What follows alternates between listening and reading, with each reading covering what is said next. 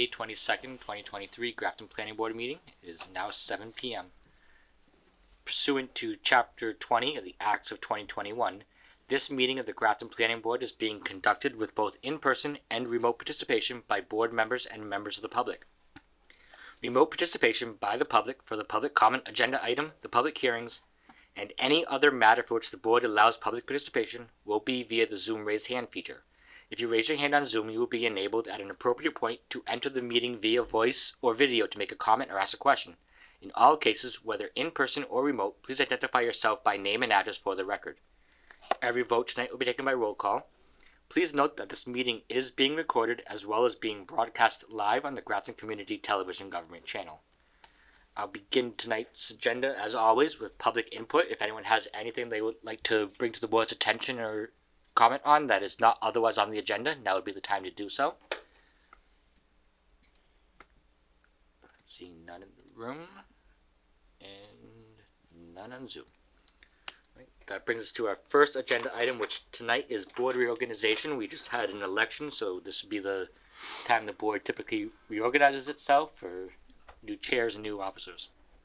So do I have any nominations for chair?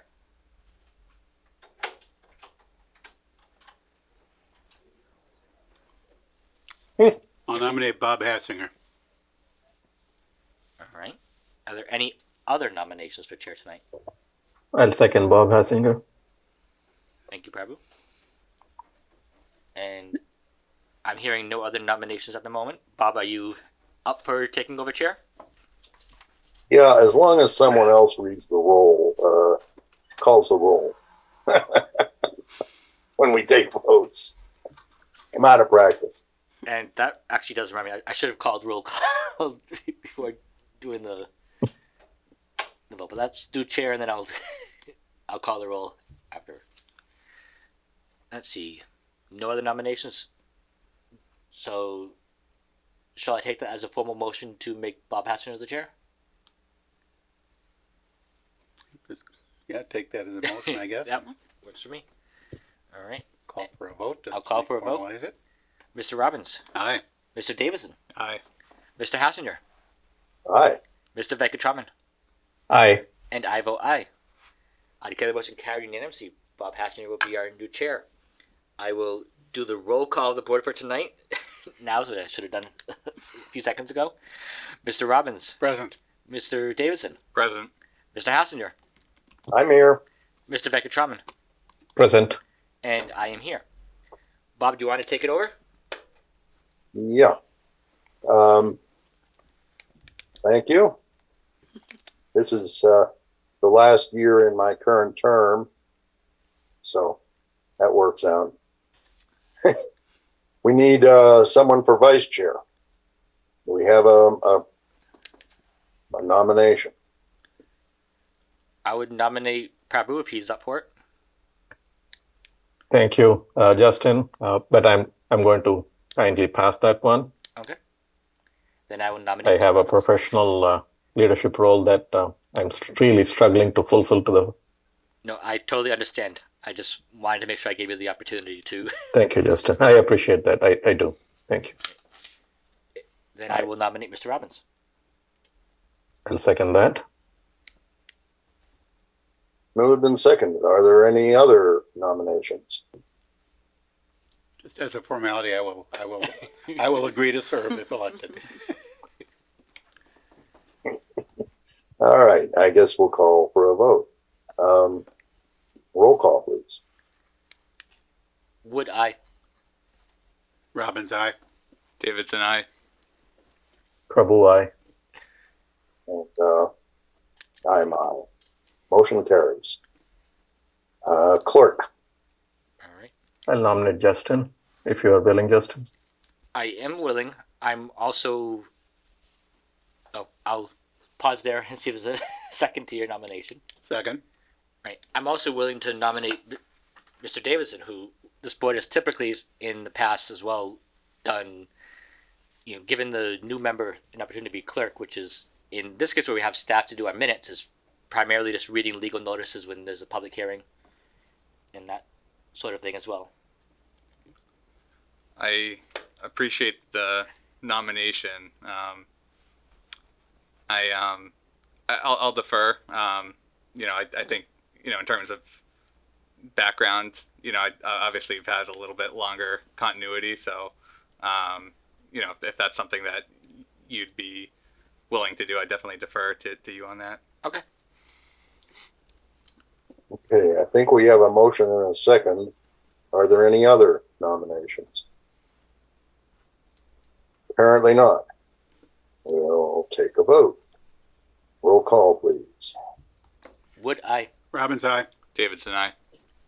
Prabhu, I. And I am I. Motion carries. Historic note, on my first year, way back, they said, normally I would have been clerk, but no, they said, you look like you ought to be the rep to the CMRPC. I've been on CMRPC for 33 years. So you don't know how lucky you are. Okay, as a matter of fact, we need to designate a member of the board as the delegate to CMRPC, which happened to be what I just mentioned. Yep. We send two people. One is a member of our board, and the other is any eligible person. It doesn't have to be a board member, but we're working on the board member right now. I will nominate you as the board member, Bob. Second. Moved in second. Is there anyone else that wants that job? Got another chance coming real soon. Apparently not. Roll call, please. Would I? Robbins, aye. Davidson, I. Prabhu, I. And I am I. Motion carries. Now we, yes, we also have to name another delegate. Is it Prabhu currently? I was, Bob, I was there, but I'm not able to do justice. I've not been able to attend any of those meetings. So I would like to pass this on. And if anyone else is willing and has the bandwidth to participate in CMRPC meetings, conferences, I would appreciate that. If you're not on all the boards and committees and whatnot, like I am, it's not too heavy a lift. You ought to participate mostly at the quarterly meetings and that sort of thing. I shouldn't make a nomination as chair. So who's going to volunteer? You're doing a lot, Dave. So I'll say I'm willing to, but if that's also something that if Jim is interested in learning a little bit more about, how that stuff works, that'd also be a good fit. You're not the primary as well. Bob is the primary for the board, so you'd be assisting it as far as in learning and kind of getting a hand of things. What's the meeting schedule on that? There's a quarterly annual meeting that's around 7 o'clock on a Thursday night. And there's an annual meeting, which actually will be coming up fairly soon. I've forgotten exactly. It's probably also Thursday night, but I'm not sure. Beyond that, it's mostly getting involved with committees and that sort of thing. Yeah, that's something I can take on to help spread the workload. If that. Sure. So then I nominate Jim Davidson. Is there a second? Second. Moved in second. Are there any other nominations? Hearing none, roll call. Would I? Robbins, aye. Davidson, I. Prabhu, I. And I am I. Motion carries. Designate a member to Open Space and Recreation Committee. That is currently me, and I would be happy to continue, seeing as how I am at the moment the chair of that committee. I nominate Mr. Robbins. Second. Moved in second. Is there anyone else? Hearing none, roll call. Would I? Robbins, aye. Davidson, I. Prabhu, I. And I am I. Motion carries.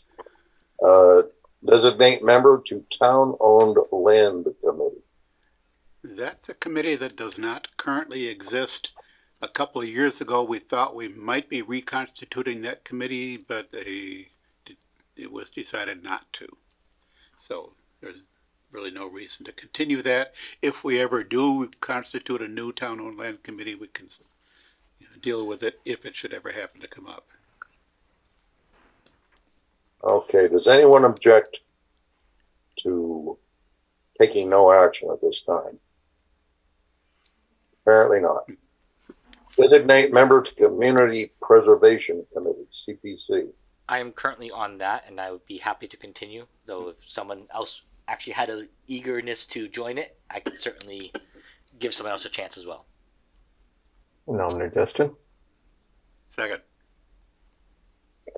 I didn't hear what you said. Prabhu nominated Justin. Oh, Justin, yes. I think Justin currently has the job. Yep, And was there a second? Dave. Dave seconded. Okay. Justin, Prabhu, are you okay? Yeah, well, okay. Any other nominations or interest? If not, roll call. Would I? Robbins, aye. Davidson, I. Prabhu, I. And I am I. Motion carries. Designate member to Grafton Center Study Committee. That's the committee that I created as a chairman, subcommittee, actually, about 25 years ago. And we keep it on the rolls. And every now and then the opportunity comes by and we talk about actually doing something. And we'll keep an eye on the center with it. I'm available to continue to be the one person. I'll nominate Bob to continue in that role. Second. Any other nominations? Roll call.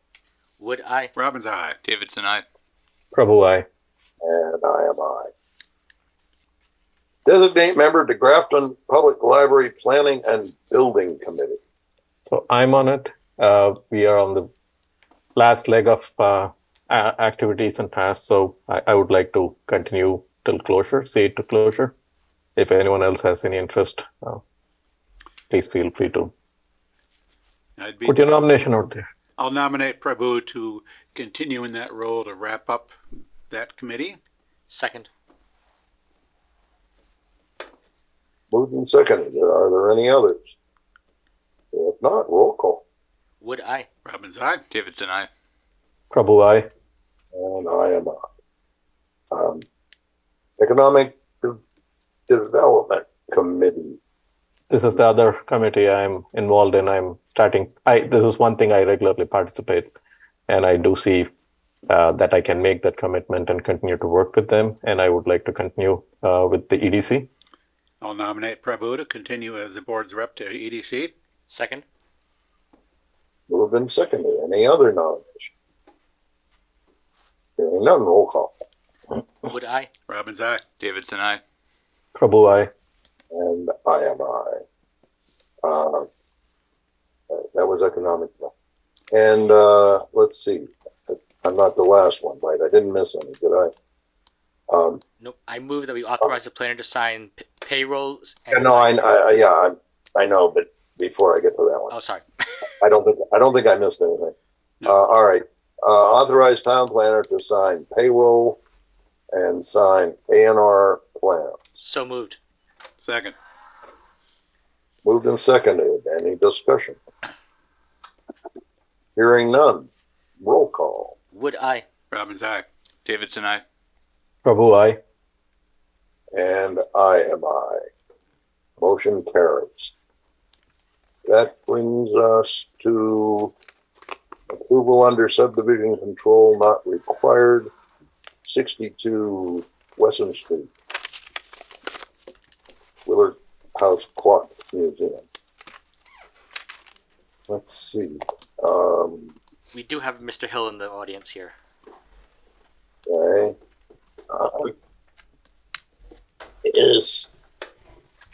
we've seen some of this, but I guess particularly this is new for Jim. So let's do this. Tell us what's up. Good evening. My name is Norman Hill. I'm a licensed civil engineer and land surveyor with a consulting firm of Land Planning, headquartered here in beautiful Grafton. Tonight I'm representing the Willard House and Clock Museum. And we have a 3-lot A&R plan in front of the board. And also we have a common driveway special permit application. I'd like to talk about them both right now. So regarding the special permit application for the common driveway, Can I we did... 1 second? Will we have to wait until 7:30 to have that discussion About the public hearing. Well, is, public we hearing. can for the common driveway? we can do the A&R. Right. Okay. Yeah, I think. I would suggest that maybe if the board would like to discuss the A&R and the common driveway together, let's do both in the context of the public hearing for the common driveway. Okay. Then we'll move on for now until approval under subdivision control not required plan for 68 Miriam and 48 Meadowbrook Road. We'll come back to this. Yeah, Okay. yeah. We have to wait. Oh, Mark. Okay. Just minor correction, Bob. It's 88 Merriam, not 68. I was going to do that. Yeah.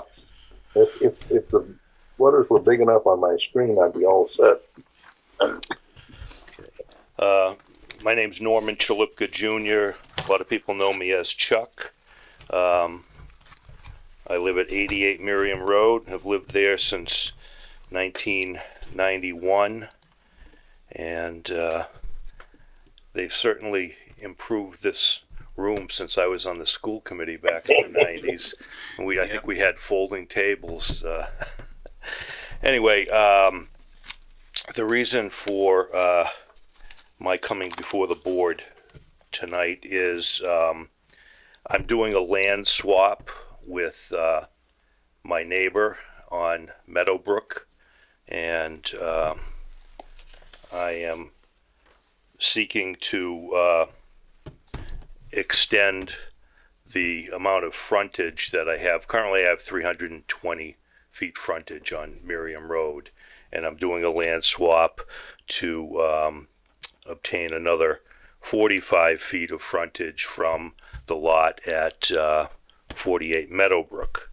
And my intent down the line is to do another swap with my neighbor at 90 Miriam Road, and thereby achieve 400 feet of frontage and create another lot on the what is now a 6-acre parcel that I would like to give to my son and his wife and children. Long term, we're looking at, my wife and I are looking at staying in our house as long as possible, and it would be beneficial to have at least one of our children nearby to take care of us in our old age, which is rapidly approaching. So tonight it's just the land swap with Carlton Martin from 48 Meadowbrook. Well, actually, it's a vacant lot at 48 Meadowbrook, and so that's the reason I'm here. This looks pretty straightforward to me. I'll just make the motion. I move that the board finds approval is not required and directs the planner to sign. Second. Yeah, I have maybe a question or two. I thought I heard a mention of 3 lots, but the plan I'm looking at, I think, only shows 2 lots. Well, it's a little confusing because there are a couple of triangles up there at the top that I don't understand. The triangles at the top are just for your, they're not part of the plan. Norman, who is not here to represent me, his office did this, and so the two triangles, the smaller one that is 4,700 square feet, that is the land that I'm acquiring from 48 Meadowbrook. The other parcel is 23,000, I think 530 square feet. That is what I am providing to Mr. Martin. So if you take those two triangles, you know, they are on this plan. I don't know how else to explain it. Yep. Okay, I think I see Yep.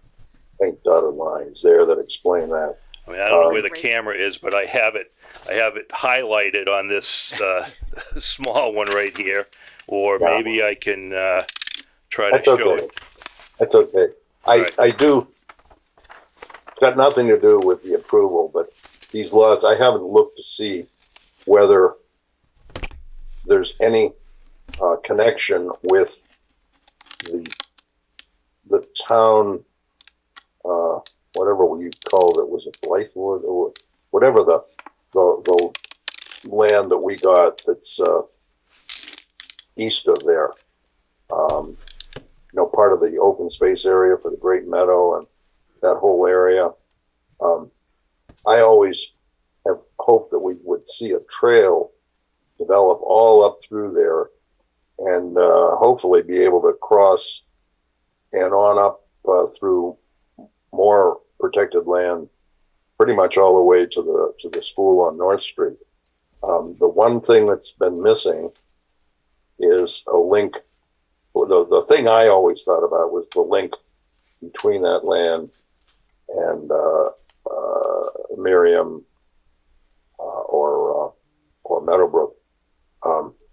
So got nothing to do with whether we approve this or not, but if there's any possibility of thinking about that, I think it would be great. As years go on, I think we're going to want to develop walking trails as much as we can. Okay? Just a thought. Anything else about the ANR? Yeah, just as a point of You, Dave, you made a motion, right? I did make a motion. Justin made a motion, I believe I seconded it. The board might remember back in October, we looked at the Chapter 61 withdrawal for the small triangle that of the Martin land that is up on Merriam Road. And that was in connection, that was done to facilitate this land swap. Correct. And the Board of Selectmen voted on January 3rd not to exercise their right. Yep. All that's good to know, but we can. That's just incidental, you know, to this particular land swap here looks very straightforward to me. Yeah. And it's been moved and seconded. Is there any more discussion? If not, roll call. Would I? Robbins, aye. Davidson, I.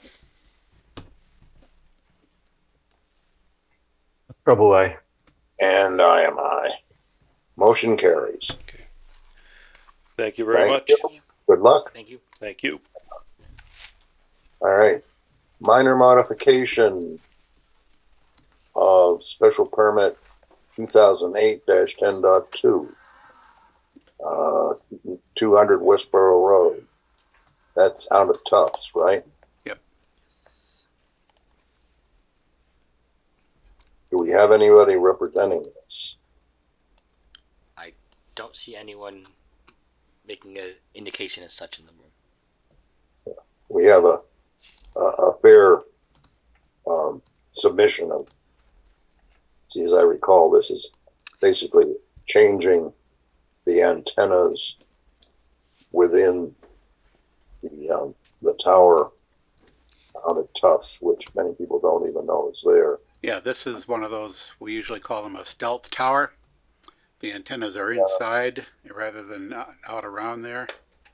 Yeah, it took us more than a little while to settle that one in the beginning. Hello? Whoops. I heard a hello. Yeah, I'm sorry. This is Jeff Barbador. I am on the call. Okay, well, tell us. Sure. Thanks for your time tonight. I appreciate it. Jeff Barbador for Crown Castle. And I submitted, the documents for this minor modification. Correct, it is the stealth pole at Tufts where the antennas are concealed on the inside. T-Mobile currently is at the 74-foot level of this 119-foot pole. And they're going to move up to the 94-foot level where Sprint is. T-Mobile and Sprint merged as one company. Sprint no longer exists. So they're going away. So all the Sprint equipment that's out there will be removed. And T-Mobile is basically doing a like-for-like swap of antennas. Well, a swap of antennas, 3 antennas for 3 antennas. But they're going from the 74-foot level to the 94-foot level of the pole. And yeah, if anybody wants, additional detail on it, we can look at the drawing if anybody has any questions. The only other thing I noticed about it is that the new antennas at the 94-foot level are, the shroud is 1 foot greater in diameter, because on the drawing it looks like the antennas are not farther away from the pole, but they are wider. So requiring a larger diameter shroud.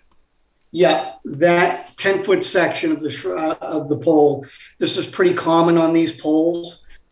The new antennas that they're using today, this pole's over 20 years old. But that's what happens is the shrouds have to be bumped out. And in this case, we have an existing 4-foot shroud for the pole. And where T-Mobile is going, it's going to be 5 feet. So there will be a little bump out, but it is within the federal guidelines. So they're not doing anything out of the ordinary. The purpose of these concealed towers is to conceal the antennas, and those antennas will remain concealed. Okay. Is there anyone from the public or anyone on the board that has anything to say about this? Do the antennas operate the same way from a technology perspective? Is it just the size that's being modified, or is there any sort of anything that would change on the technology side as well? They basically, the antennas do more now.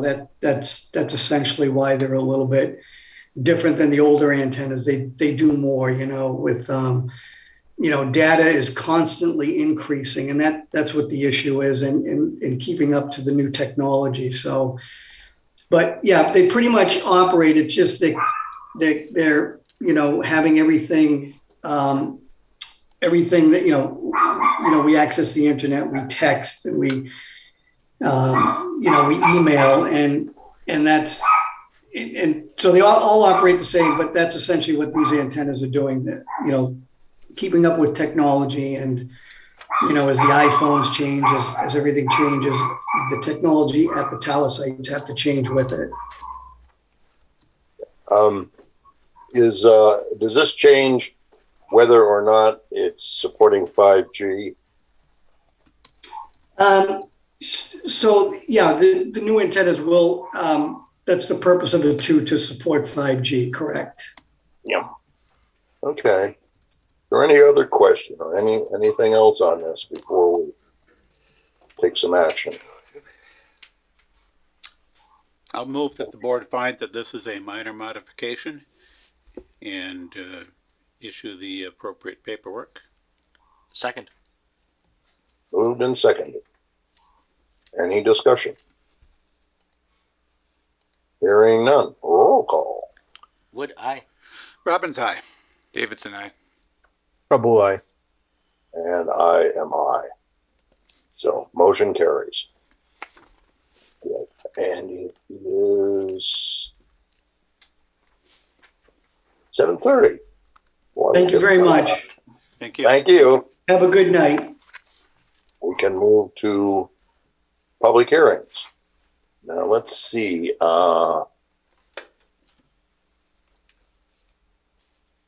Is there someone?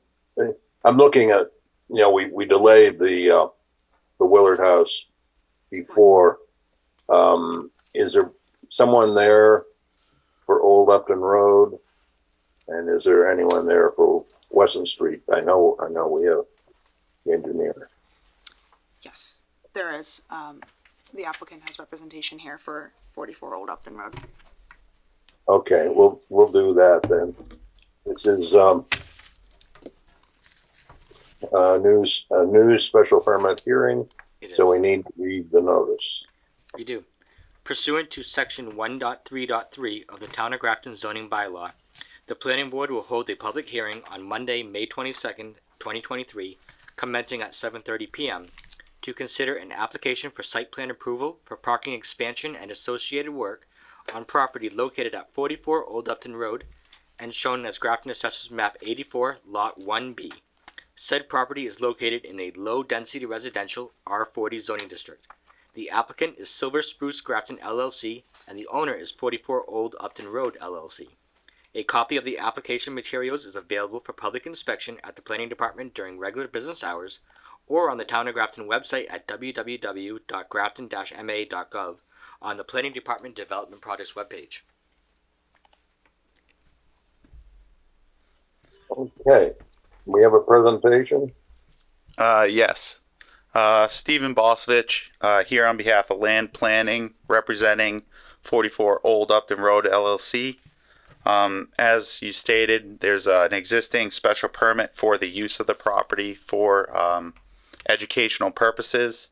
Our intent before the board is to renovate the interior of the building.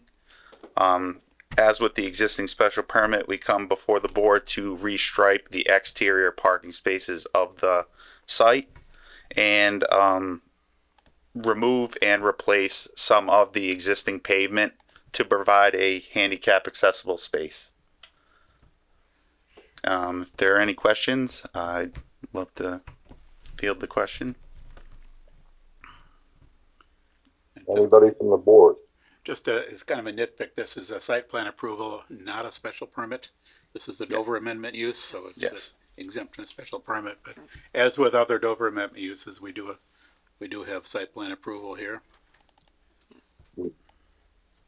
Yes.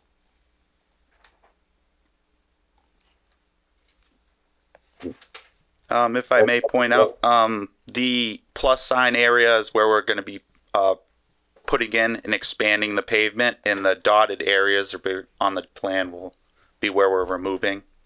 And we're trying to keep it, and we've achieved a 1-to-1 replace to removal ratio.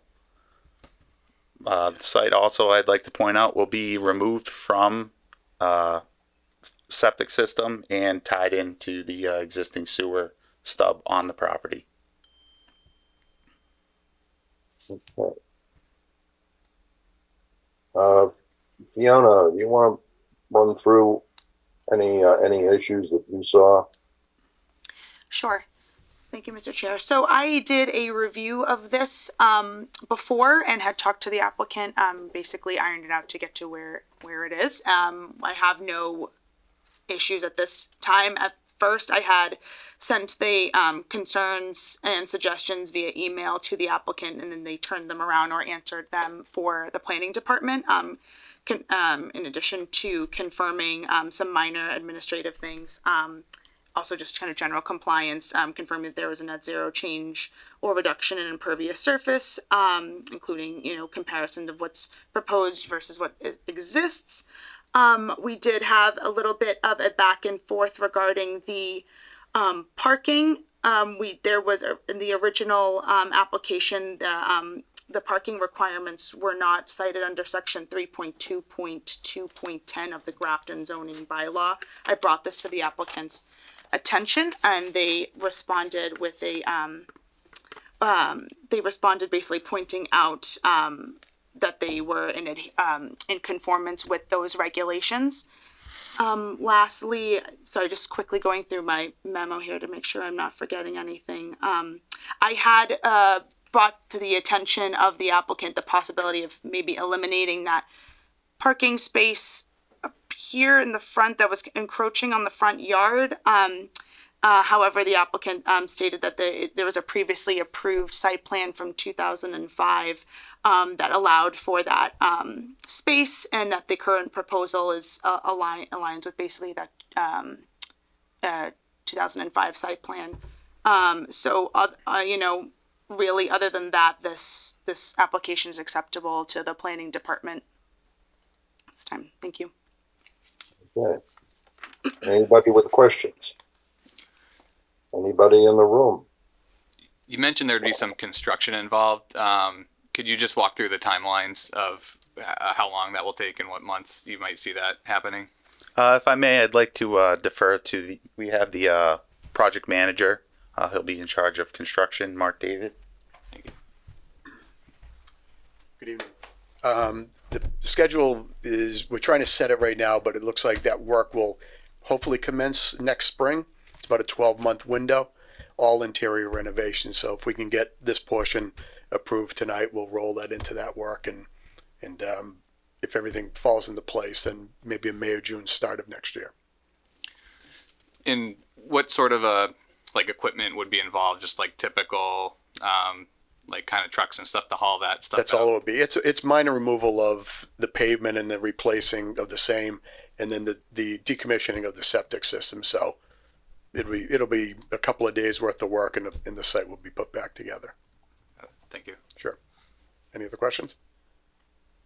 Thank you. Anything else?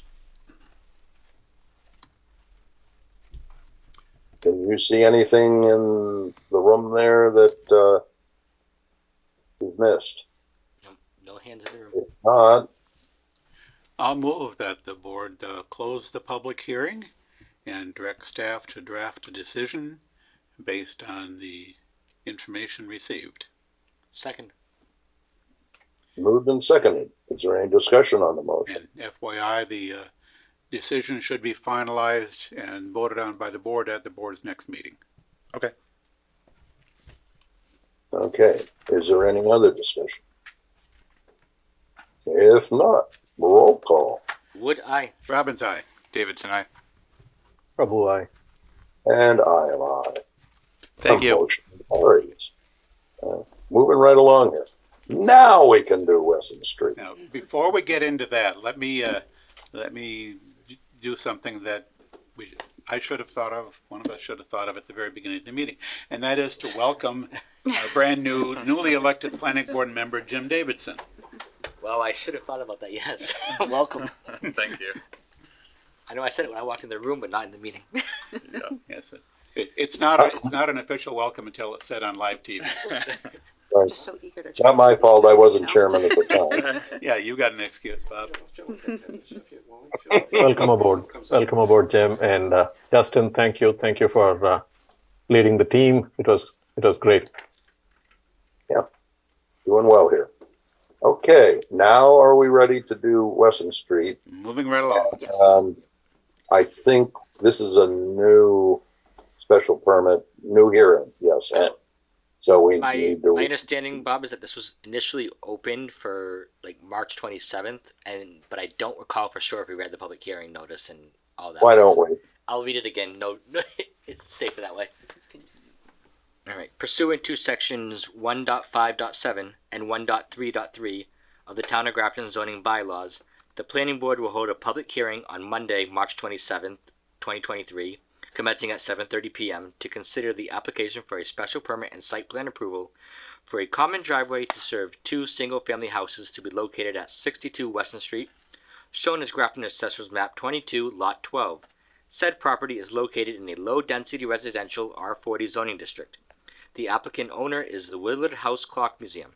A copy of the application plan is available for public inspection at the planning department during regular business hours or on the Town of Grafton website at www.grafton-ma.gov on the Planning Department Development Projects webpage.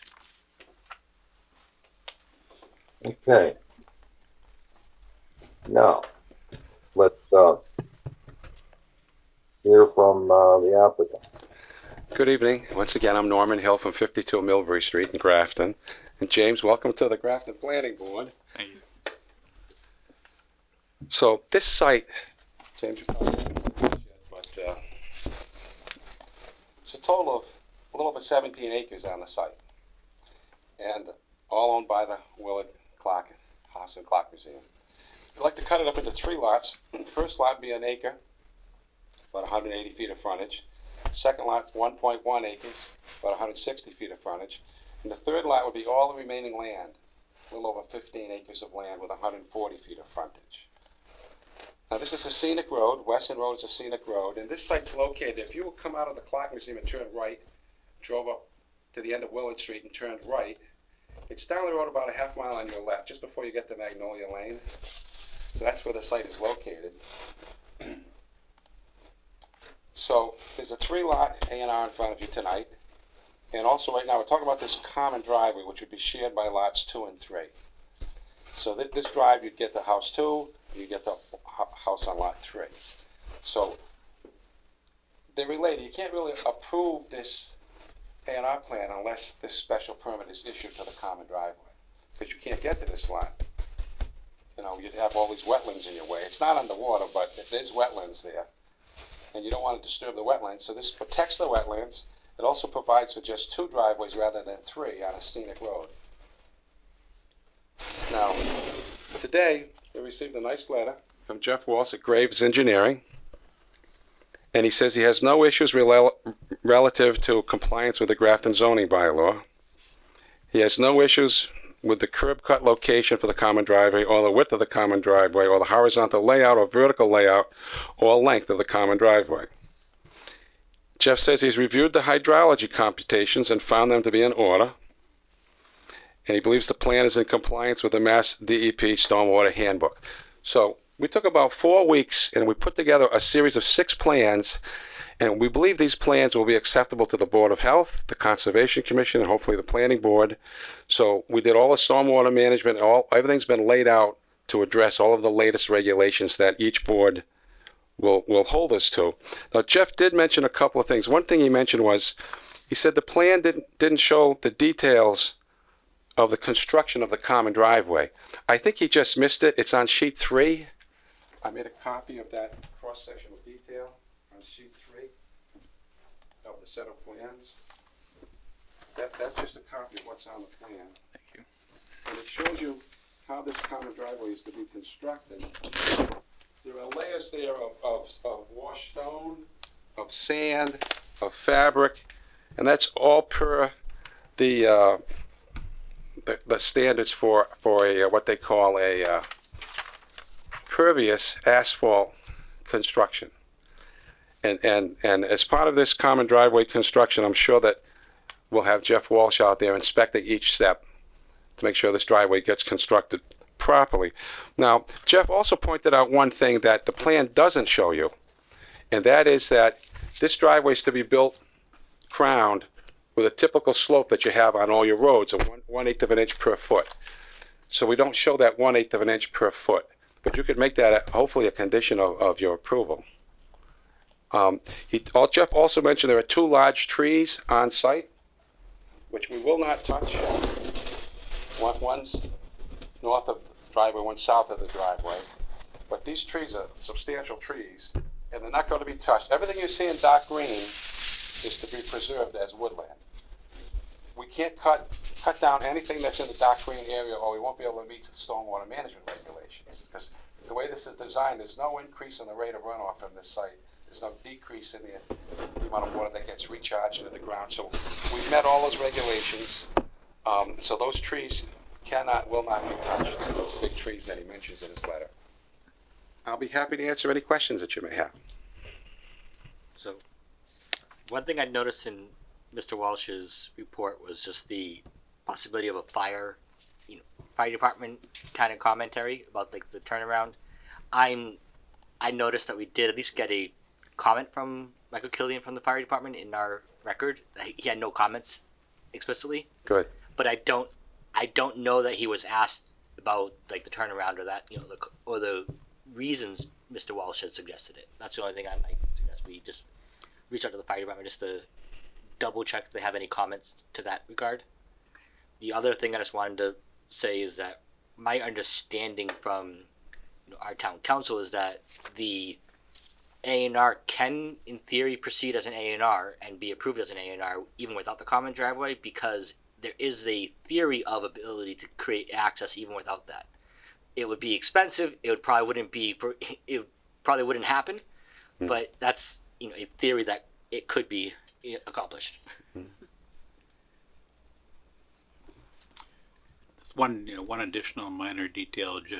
Mr. Walsh also noted that the plans should include the under the utilities along the driveway, which on the previous version of the plan they were shown as being underground, but on this plan that we're looking at now, they're. Our client would be willing to do whichever the board preferred. Either way is okay with our client. So if you want to put that in as a condition. So yeah, I think Jeff was just pointing out that the utilities are simply not shown. And I mean, that not showing them is a minor detail. The question, it's a question for the board, I think, to discuss whether the board would prefer the utilities to be underground. We generally like to see underground utilities. Which most of the time that comes up in the context of a subdivision.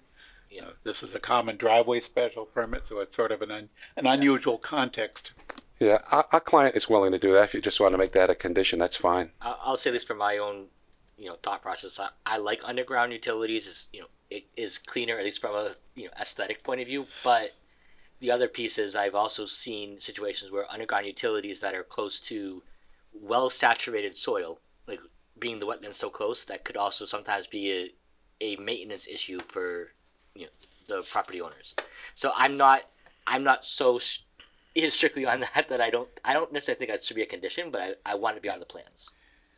Yeah, I think as far as I'm concerned, the board could leave it up to the applicant to decide how to do the utilities.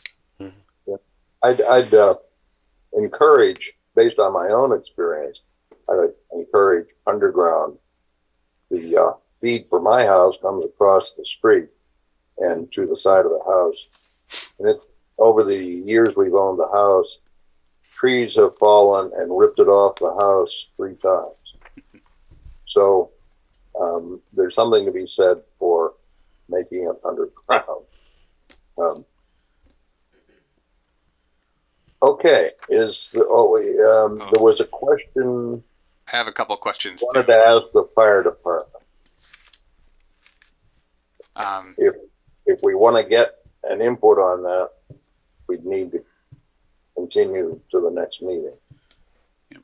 Wouldn't we? Yep. I think as a procedural matter, if there are no, there are questions like that are left open. Even if there aren't, we've kind of gotten into the habit of keeping the hearing open while a decision is being drafted, in anticipation of, particularly when we expect there is a possibility of additional information being received. We can proceed to drafting the decision, and at the next meeting, if we so choose to do it that way, we can reopen the public hearing, or continue the public hearing, excuse me. Receive any additional information, any further discussion within the public hearing, close the public hearing, complete the work on the decision. So in either case, from a procedural perspective, we won't be voting on a decision until the next meeting. Can we vote on the A&R tonight? I'm just going to try to get to that when everybody else is finished. I don't want to. I think there's. Jim. Yeah, I just have a few quick questions, and thanks for providing that chart. I did try to watch the one of the former sessions on this as well, but I may not have caught everything. So just wanted to ask a few questions just to get caught up to speed. So, of that plan, the 3 buildings there, are all 3 of those developed today, or all 3 of those are future buildings? It's all vacant woods right now. Yep. Okay. The A&R plan would create all 3 lots. And then on the shared driveway, so anytime that there's something shared, I think it always, there can always be like a conflict. So those will be developed and essentially get put on the market, and then new homeowners will essentially take over those lots. Is that the Yes, plan? as part of the materials we submitted too, they had their attorney draw up an agreement that would be signed by property owners. It speaks to the maintenance and going forward, future years, future owners. That agreement would pass with the properties to the future owners as well. And that's all been drafted and submitted for review. Got it. So like if there's a snowstorm, for example, and the house at the top of the driveway doesn't clear it out, there's a legal obligation for the second one to Yes. take action. Yes, yeah, there are fallback positions if someone doesn't live up to their end of the agreement, yes. It's all in writing in that document. Got it. Okay. So, the plan is predicated on the A&R, so we ought to get the A&R taken care of so that before we try to vote on the plan, so that the lots exist. Is there any, does anyone else have any input before we take the next step? Hearing none. I do see a hand in the audience, Mr. Hassner.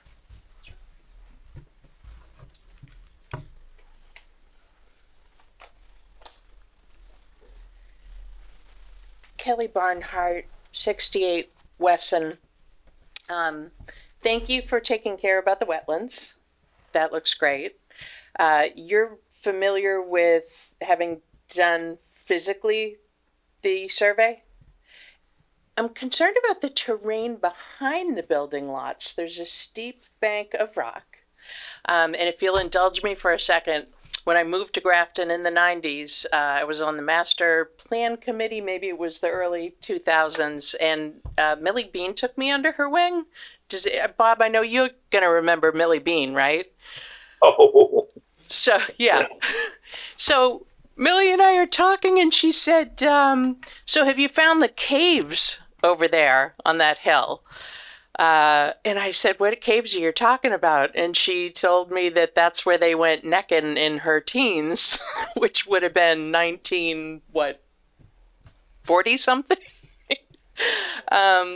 Anyway, I'm just curious if there are caves there and if that's a habitat for anything rare, because caves aren't that common, and we do have bats, lots of bats, and I don't know if they use it or anyone else is using the caves besides the teenagers from. We haven't found any caves yet. Okay. No, okay. So that's a steep bank of. It's a hill. It's a good sized hill there. Yeah. You know. So. But that's going to be behind these, not. Behind it, yes. So, okay.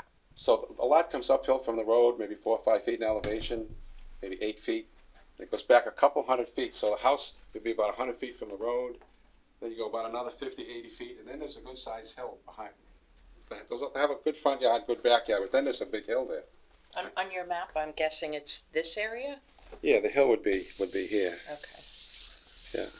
Yeah. That's a big hill. Yeah. Okay. Yeah. That's all. That's on a 15-acre lot. Yeah. Is there anybody else? If not, let's take some action on the A&R. On the A&R, I'll move that the board find that approval is not required and authorize the planner to sign on behalf of the board. Second. Moved and seconded. Is there any discussion?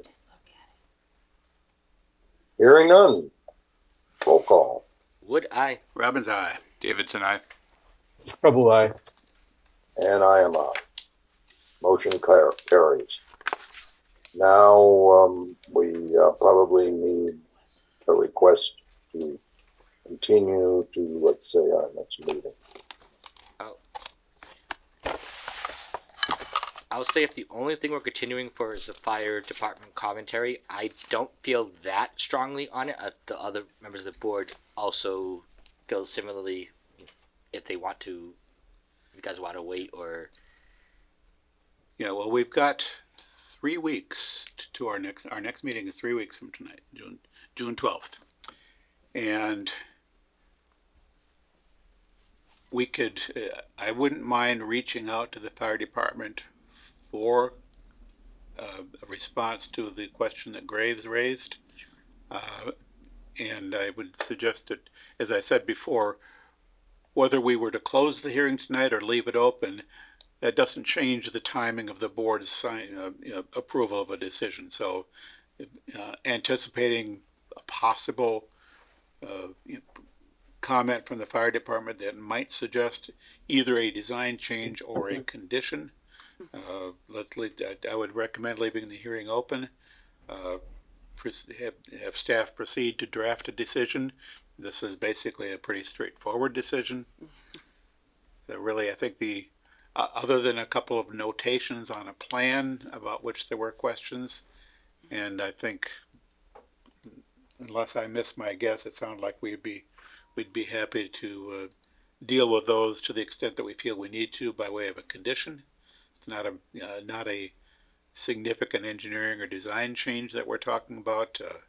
The crown of the driveway, the location of the utilities. And I get the sense that the board has a tendency to prefer underground utilities, but it didn't sound like we were wanting to dictate that. And then there's the open question to the fire department, which, as was noted, the fire department has already reviewed the plans and indicated no response or no concerns. Yes.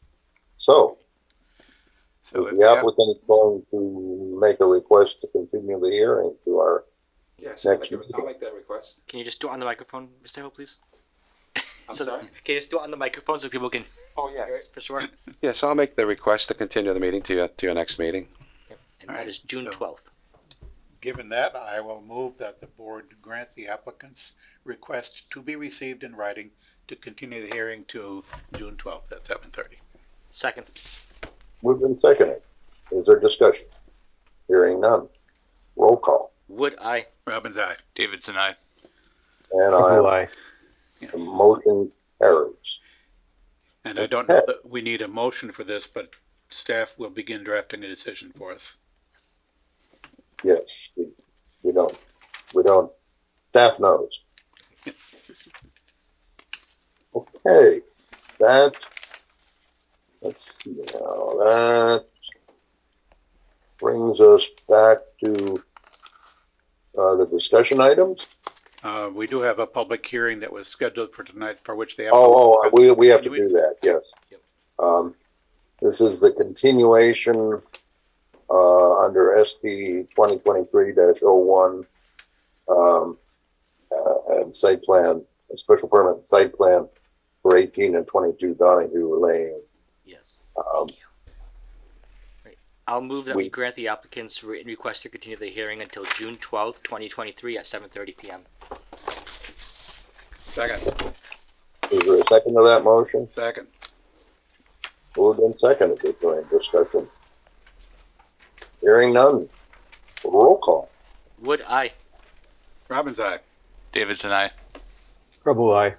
And I am aye. Now it carries. Now we can move on to Mill Street Park site discussion. I believe that a representative from CMRPC is here. Jane, would you prefer me to share my screen or would you like to? I can share mine. I got a message saying that my video can't start because the host has stopped it. Yes, that has been our ongoing issue this evening. I'm sorry, I don't know why it's doing that. I'm going to promote you to co-host, which I'll have to do anyway, for you to share your screen. So you are good to go, Jane. Thanks.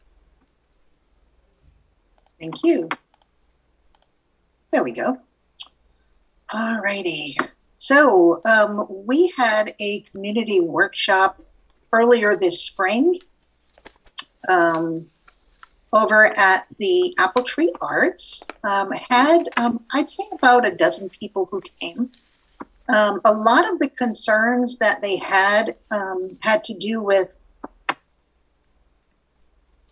let me know if and when you can see my screen. I see a black screen. Okay, it should be coming up.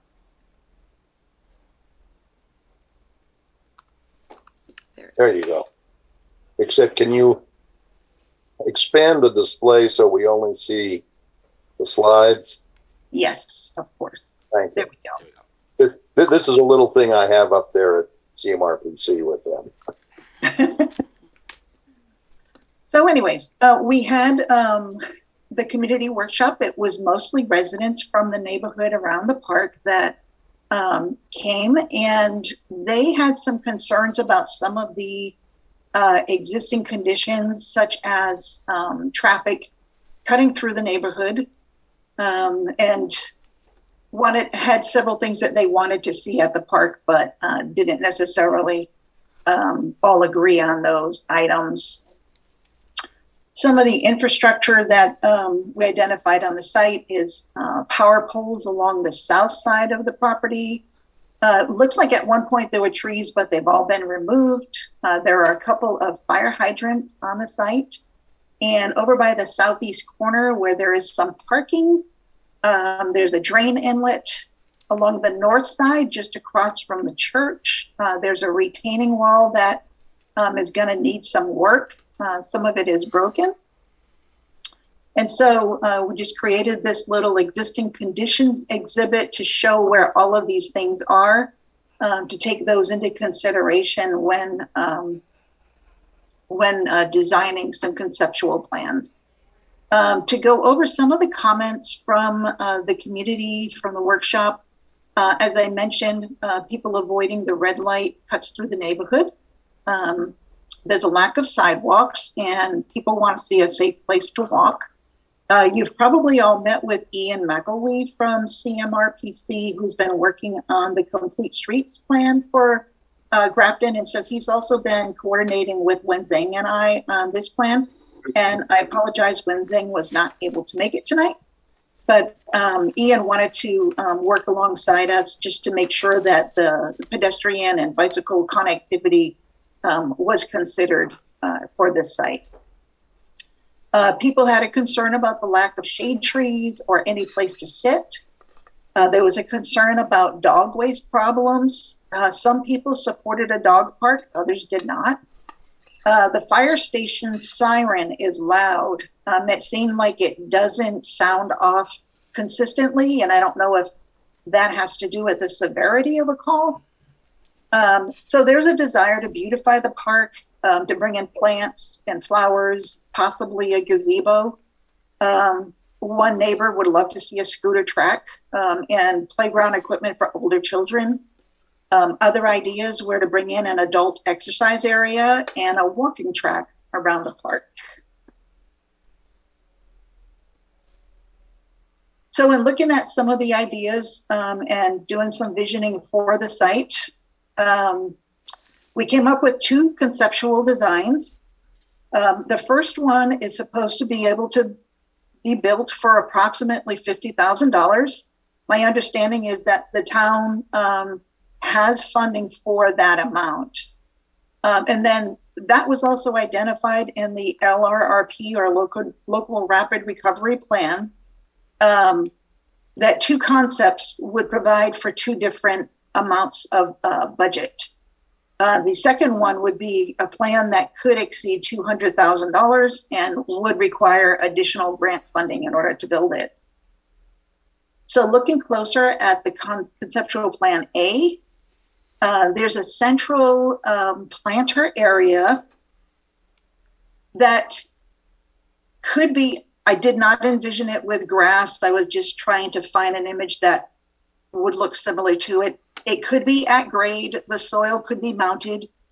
You could use like retaining wall block to build it up a little bit with some paving around it, some park benches, and some shade trees. Pedestrian connections both to the north and to the south. The parking area would not change except for adding signs. One of the other concerns was that some of the rental properties in the area do not have adequate parking, and so people are parking at the park and taking up all the spaces there. So there was a concern about how the parking would be addressed in the neighborhood. And one idea is to put up a sign saying no overnight parking, and that the parking is intended for park use. We had talked about a community garden with raised beds, and the thought was it'd be kind of neat to have fruit trees, like a small orchard, to go along with the community garden. Over this area would be just a great lawn area with some additional trees planted only along this north side, not along the south side where the power lines are. Are there any questions about this one, or do you want to see both of the plans and then comment? I lean toward both. Yep, I have nothing on this at the moment. Okay. The second plan is a little bit more detailed. Looking in a little closer at it, it too has, let me see, a central gathering space. In this case, it includes a gazebo with some sitting area and some shade around it. The community garden is a little bit smaller. There's a demonstration bioswale here, meant to be more educational. The drain outlet is over in this area. But in order to capture some of the drainage on site and to help educate people about the importance of stormwater and sustainable development. There would be a trail going around the park and other smaller trails connecting through these areas. It could be stone dust, just like a lot of the rail trails are. Would be more costly if we wanted to get into some kind of pavement. Would also have a great lawn area with a pavilion that could be used for picnicking, or if the community wanted to have some type of events like a Friday night concert in the park, would provide sort of a stage area. And over on the west side, under the shade trees, would be an outdoor fitness area that could include inclusive type equipment that would be handicapped accessible. There are a lot of different options for this type of equipment. And one idea we had was, as far as just bringing attention to providing the safe pedestrian access, seeing there's another park to the north, is some type of street art that would just bring more attention and hopefully slow drivers down. These are some of the ideas that we found online, and there is an organization that does give grant funding for it. In some of these cases on the top here, the pavement is wide, and rather than having to put in new curbing, they've just used painting to try to delineate the travel lanes. And I know along the east side of the park, it's not really clear where traffic is supposed to go with a large paved area. So one thought was that perhaps you could have a design competition for some street art. It could be students, it could be professional artists, and maybe seek grant funding, excuse me, for some prize money for the artist who wins. And then along the bottom here is just like open plazas or streets that are just paved with, painted with artwork. Could be geometric patterns, could be flowers, could be, you know, something that's historic to Grafton. But I am ready to answer any questions you might have. We don't have exact prices on everything yet. Our hope tonight is that you can provide some feedback on what you like, what you don't like, what you would want to see, and then we can go and revise these plans and come back with a better idea of pricing. And if you'd like, I'll leave this up in case you need to point to any of the designs, or I can stop sharing. Jane, may I ask a quick question? Just for a clarification for the board. Tonight, Yes. We're trying to nail down which concept, or maybe possibly a mix of the two, A, B, or maybe even a mix if we're thinking that. Would you like to put this up for a vote by the next planning board meeting? You may not make a decision tonight, but look it over? Right, because there's a few other, we're still continuing to receive some feedback, and I know the Economic Development Commission is also discussing this at their meeting this evening, so I just wanted to make a point to say I think we should have a discussion this evening, but not put it for a formal vote this evening. Oh, sure, that's fine. And I can send you this presentation if that's going to help with some of the images. That would be great. Yeah, I put it under the discussion items rather than action items for that purpose. Because absolutely. And this plan also has a little bit of an expanded parking area with angle parking, and it would be one way. Okay, great. Thank you. Okay. I had a couple of questions. All of the street art, that sort of thing, how robust is that? How long does that last as something that's really attractive before it wears, and, with our weather and traffic and all? Something. I will have to do research on that. Yeah, it looks great in the pictures, but I'd like to spend the money on things that are going to last. Right. Understandable. Let's see. I guess the other thought I had was that we might think in terms of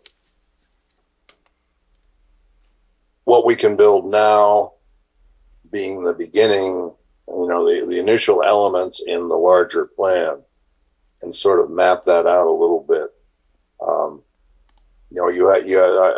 The gazebo here is sort of like what you had in the circular area that you had in the other plan. Maybe you start there. Maybe you have the area at the end, at the other end, where you have the pavilion, but you build the pavilion when you can. Right. Phase it in. Yeah. So sort of think through some phasing. Yep. Anybody else? Yeah. Oh, good, Dave. Go ahead, Justin. All right. So my first thoughts was along the same lines as Bob with the street art, and then similarly with the outdoor fitness equipment. Like, how long? What's the maintenance schedule on that? Like, what is involved in keeping that working and usable, and how long does that last? Because that, I can imagine certain equipment being a year if it's left outside, but other equipment I don't know how long it lasts, and I would mentally hate to spend a bunch of money on fitness equipment that we then have to replace in 5 years. That kind of thought in my head. If I may, Jane, I just want to speak to that.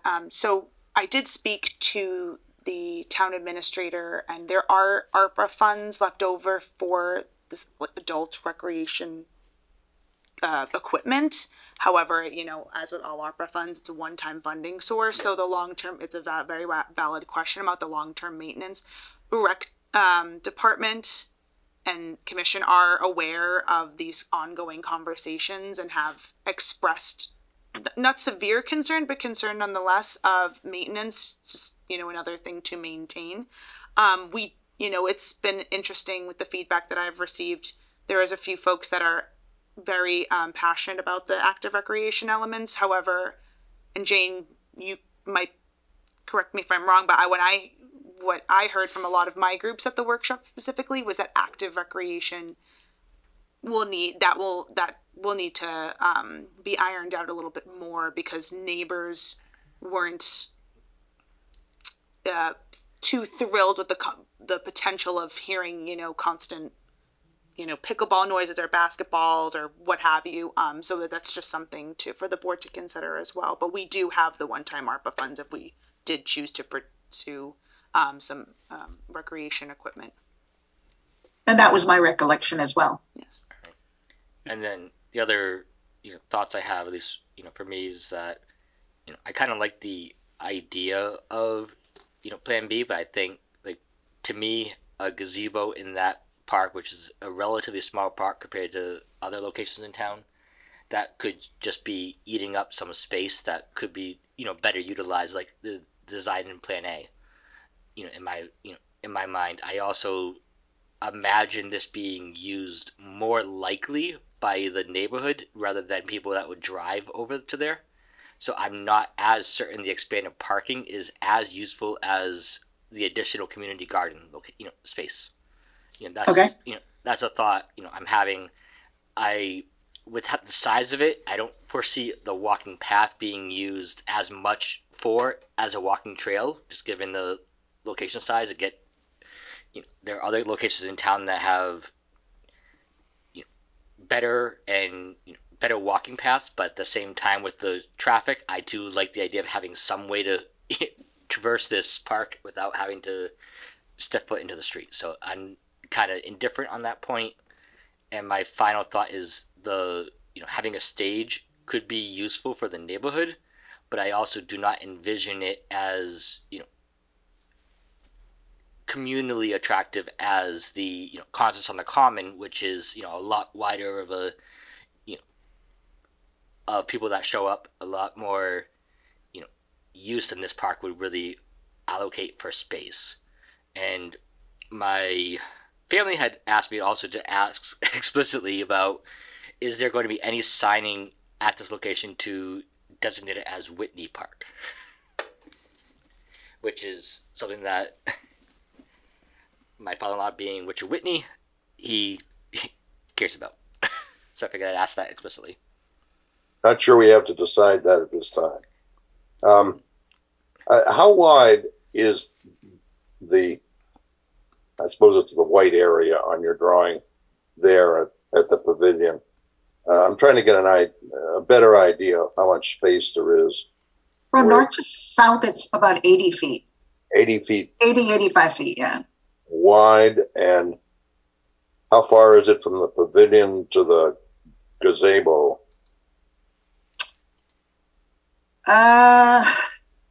Almost 200. Okay. That sounds like a big enough space for my thought. Both South Grafton and the center have good spots to have community gatherings, activities that are for that part of town and activities that really reach out further.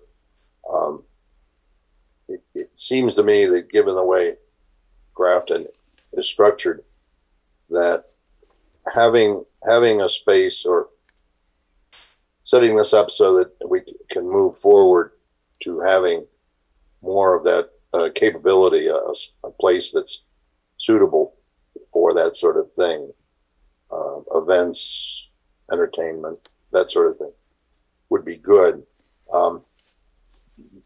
The minimum would be some way of having connections to power and cable so that they can broadcast from there, that kind of stuff.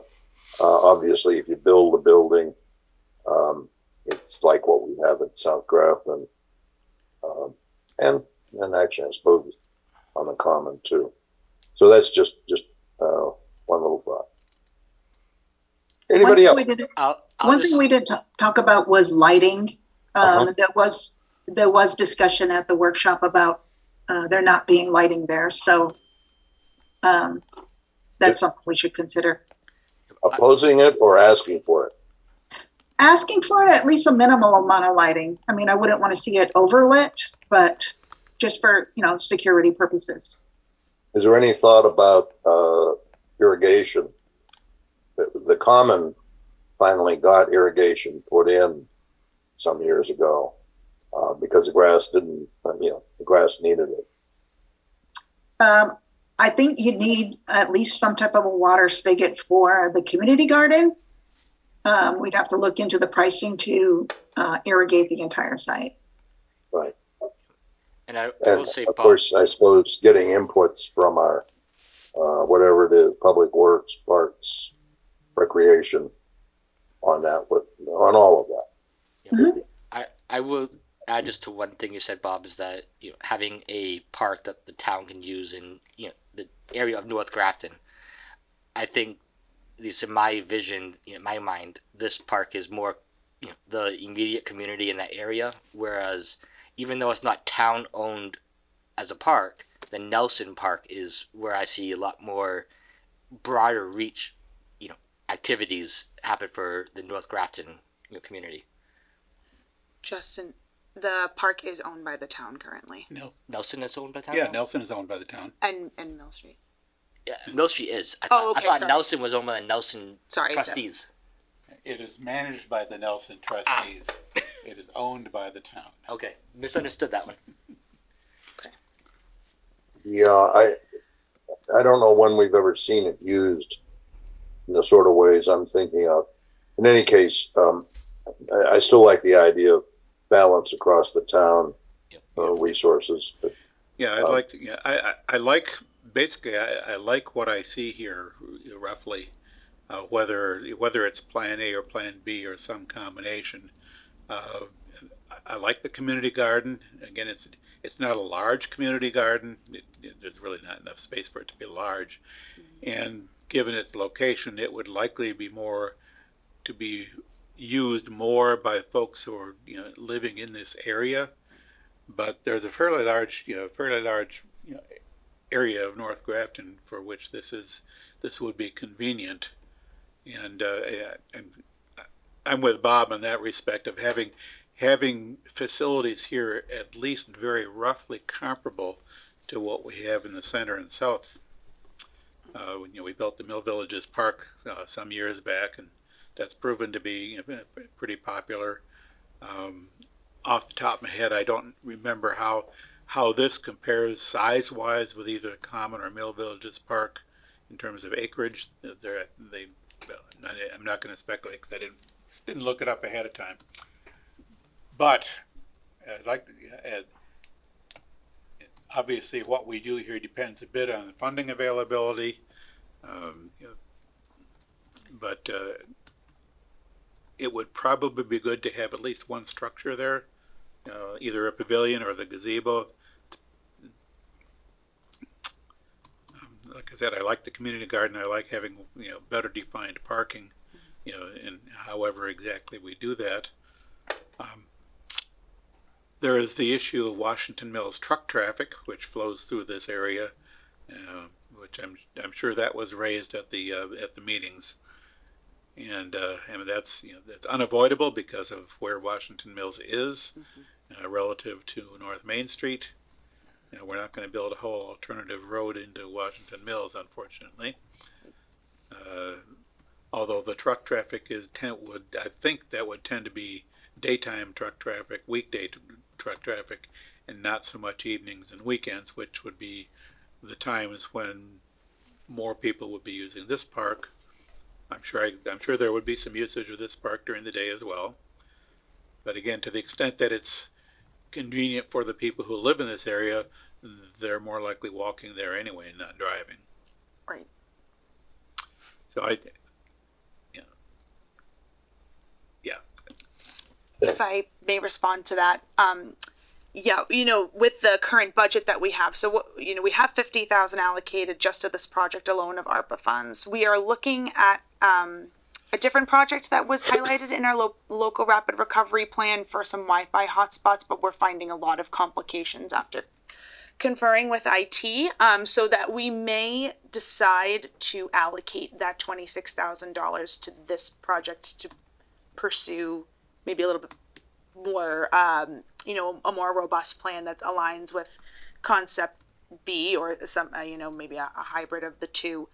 In addition to, as I mentioned earlier, some funding amount not specified yet for the adults recreational equipment, because I think that there's a few different departments that will be utilizing those funds, recreation being one of them. But so, just thinking about that from the a budgetary perspective, what we can and cannot do, I guess that's to Dave's point. But yeah, right. The other thing I would keep in mind here is that although this project is focused on Whitney Park here, there is also the Perry Hill Park. Right. The Perry Hill parcel, part of which is occupied by the playground, part of which is occupied by just a paved area. That once upon a time, the Perry Hill School was there, way before my memory. But I know people who do remember Perry Hill School. Burned down. Now it's the playground at Perry Hill Park, and then there's a whole, basically a paved area. So looking ahead, one can think of this Whitney Park area. One can also think of some future work in the Perry Hill Park area to expand that. I know the Rec Commission has been updating the playground equipment there, and I don't think they're interested in moving that or changing it, but there's an area there that's not. It's owned by the town, but it's not really used for any productive purpose. So that some future expansion or extension of this into that area is probably worth keeping in mind. Right.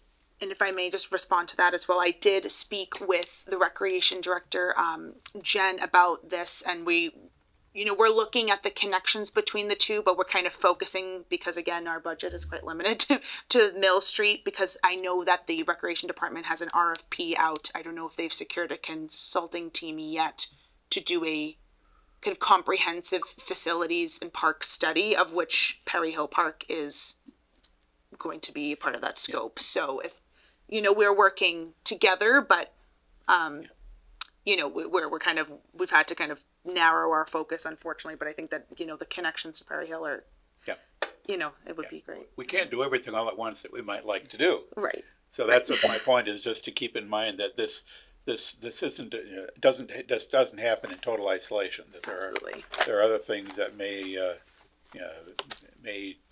complement this work. Right. Right. Well, and my thought is, think about where it might go and do now things that will be harmonious rather than inharmonious. Right. I see I have a hand raised from Rich Whitney. Does someone have any idea how to get him on here? I see him there. Permitted. He needs to unmute and speak. Hello. Hello. Go for it. Hi guys, how you been? First of all, it is Whitney Park, if you can hear me. We can hear you. It would be Whitney Park even if we couldn't hear you, right? Yeah. Yes, that's right. Now I see Rich on mute. There he is. Can you hear me now? Yes. I can hear you. Go Can for you it. hear me now? Yes. Okay. Can you hear us? Yes. Okay. I'm sorry. It's funny with this phone. But anyways, it is Whitney Park. There used to be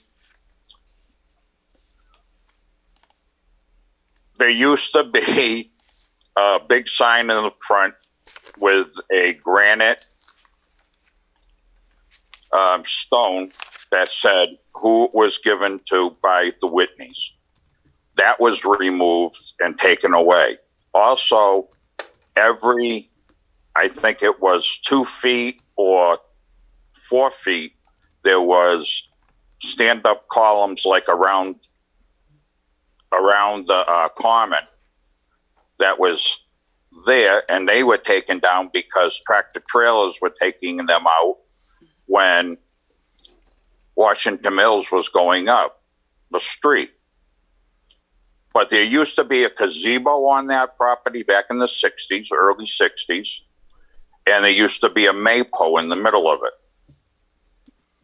So that was put and given to the town as something for the people in North Grafton and the mill, for they could go there on Saturdays and Sundays and have a family picnic or a concert.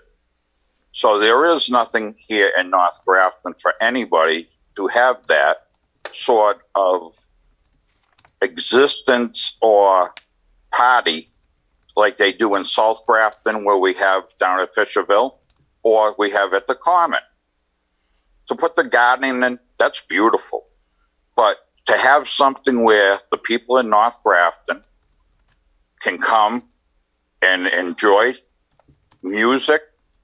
There used to be electricity and there used to be lighting up there. I don't know what happened to it over the years, who pulled out all the granite stones, the markers that were around the whole place. I'm very disappointed in it, but Ray Mead came along a couple of years ago and he went in front of CPC and they said, nobody knows about the place, just put a couple benches up there. So, you know, it's really discouraging when your family heritage is given something to the town and it gets ruined like this and not developed where somebody really wants to develop it. That lady does. But as a trustee for the family, I would like to see something done with it. But I would like to have the input of having where we could have some folk music, low tone music, you know, have ice cream truck up there or something like that on a Saturday. Have the community be able to come up there. No offense, not to bring in of growing crops or anything else, because that's what it wasn't given to the town for. It was to keep the people in the area to have a picnic and have music and join together. So I do have some pictures somewhere of how it used to look like. I don't know which one of my family members still has them. But if I can provide them to you and get them to you to show, I'd be more than happy to do it and work with you. I'm sorry I missed the meeting at Apple Tree, but a lot of you people know about my health. And one thing leads to another. And I'm here speaking about, I just watching the show and I'm watching yours and it comes up, but it is 5 Whitney Park, not Mill Street Park. Please keep it as Whitney Park. That's all I ask. For our grandchildren too. Thank you. Just heard a voice. I don't know where it came from. Okay. In any case, good. That's sort of the sort of thing. Bob, that was my wife, Cindy. I'm sorry. Hi. Okay.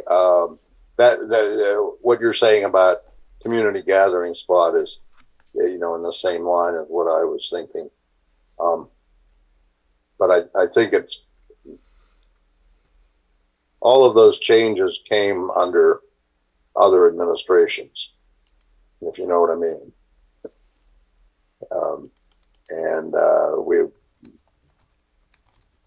I guess now we've got to start moving back towards a better idea, a better situation.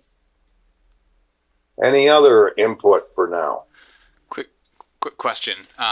Could you just walk me through the funding on this? So I think it was $50K for the Plan A and then 200 for the Plan B. Does that come out of the town? Would that come out of the town budget, or would that come out of something else?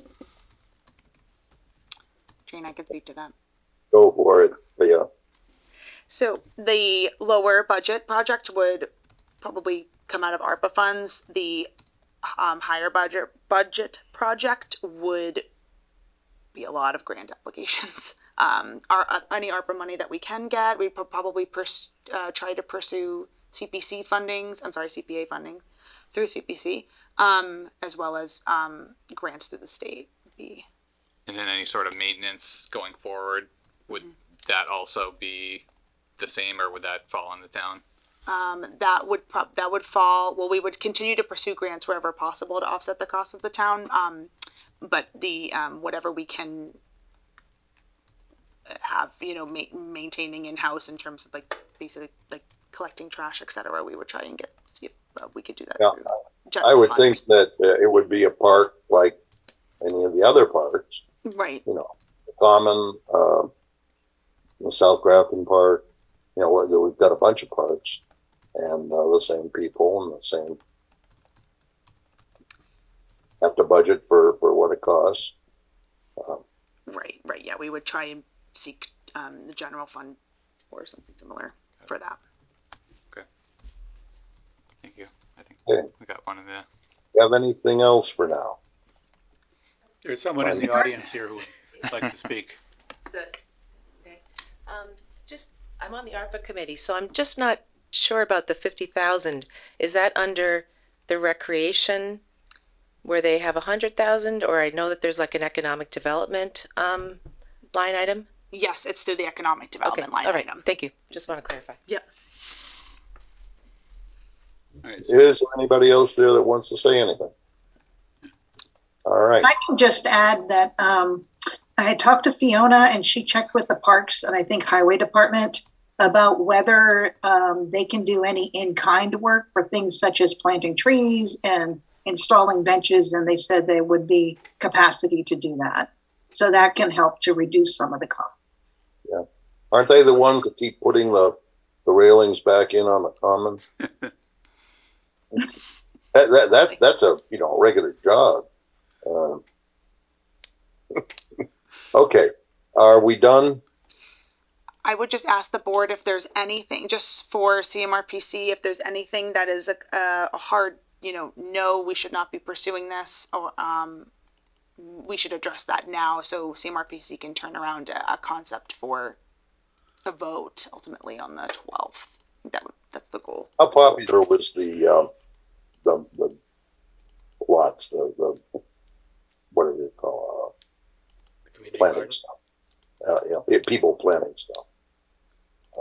You had can't think of the right word. But the community garden or the orchard. Community garden.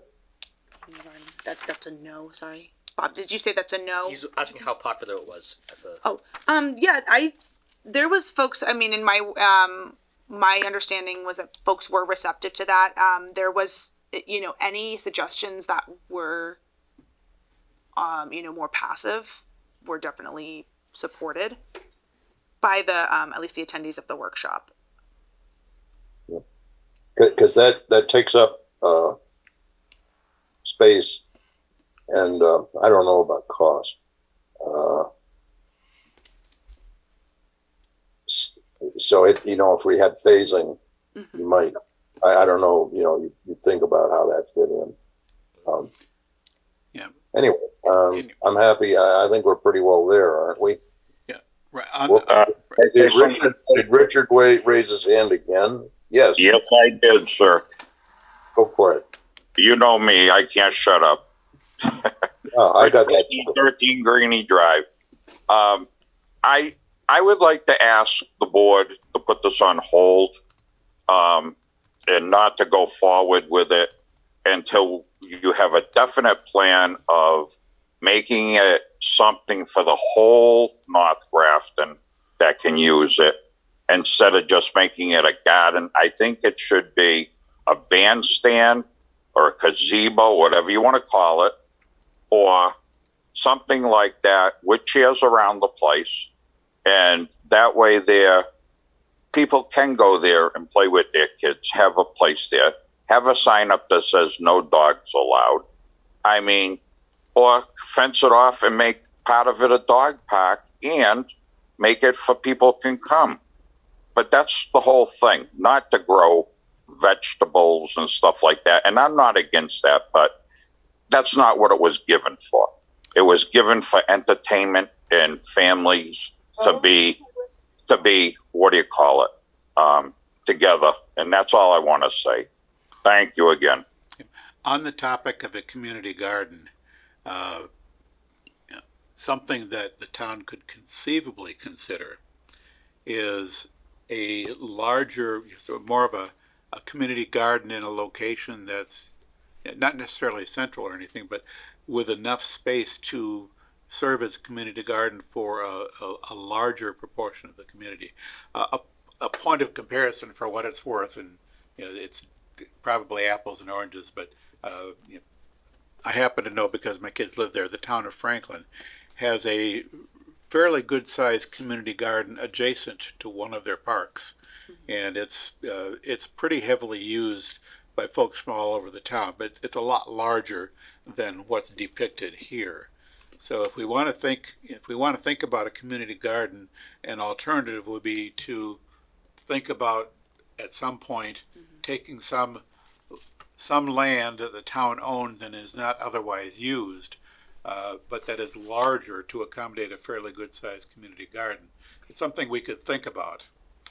So I like the idea of a community garden, but it doesn't have to be here.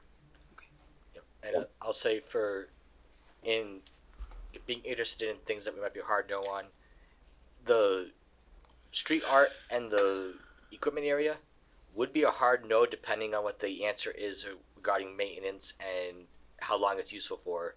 Because like if street art is good for only a season and then winter and snow will basically degrade it to the point where it's not effective, there's no sense in us doing that. And similarly for the equipment, I wouldn't want to spend 50, 100,000, 150,000, whatever it would cost, and then have to replace that within just a few years. I'd want something that lasts a while and is a good use of the the funds for that aspect. And the gazebo, I strongly believe we don't need a gazebo in this location. I think that's just gonna take more room. That's just I'm one opinion on that, and but that's just my feeling. I wouldn't necessarily say no to a concept just because of the gazebo being present, but I would not. I like the first concept better than the second with regard to that space. Yeah, and going off the theme of it being a music/festival use, I like the idea of the performers coming in can bring equipment and making it designed so that they can set up their equipment, and then to me the maintenance costs, make sure that the maintenance costs in the outer years are are low. It has a low cost, and essentially just building it so that the guests can bring equipment and take advantage of it that way. There's I'm sitting here looking at the area where the school used to be. We call that Perry Hill Park. Yep. Is that right? Yeah, that's Perry Hill. It's essentially adjacent to this, very nearly adjacent to this. And I would think maybe, well, we ought to be thinking about the whole thing together. In other words, you might have playground over there and you might have something else over here, but all in one overall concept. That might be helpful. Yeah, that definitely. Okay. Just to that one point, real quick, I think it does make sense to tie in Perry Hill, to this area. I don't think that this might be a concept we can add to the existing, stuff. But I will say, driving by within the last month, I'm pretty sure I saw a sinkhole right at the fence that was basically, barely keeping the fence up. That if we are spending money on improving this, I would want to at least see the existing Perry Hill Park kind of in decent shape, so that fixed up and whatever budget would come out of that. But that's the thing I would like, but it's hard to tie into this piece. Right. If I may just respond to that quickly, yeah, it's been a challenge. Fair dues to CMRPC, they did establish some connections and had those elements, but because I was trying to be cognizant of how much we could accomplish with the funding that we have and based on what was in the local rapid recovery plan, I was, I said, can we try and narrow the focus, at least for now, to Whitney Park. There was a few other items that Perry Hill Park will need. Obviously I mentioned before that the rec department is studying the area, but Perry Hill Park will also need significant investment. I think folks are familiar with the current status, so just looking at what we could do, I think maybe this calls for us to reverse what I said earlier and maybe look at some maybe lower cost ways that we can create those connections between the two, and then maybe the heavier duty capital upgrades that will then come out, be a product of the study that the rec department does. I noticed looking, go ahead. I'll get with Ian regarding the Complete Streets plan that he did as well, to see if his thoughts are in line with mine.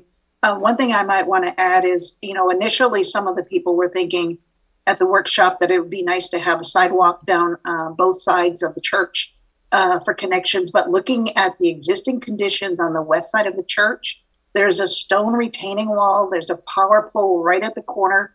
I really don't think it's feasible to have a pedestrian connection on the west side. I would look at the right side, the east side for that.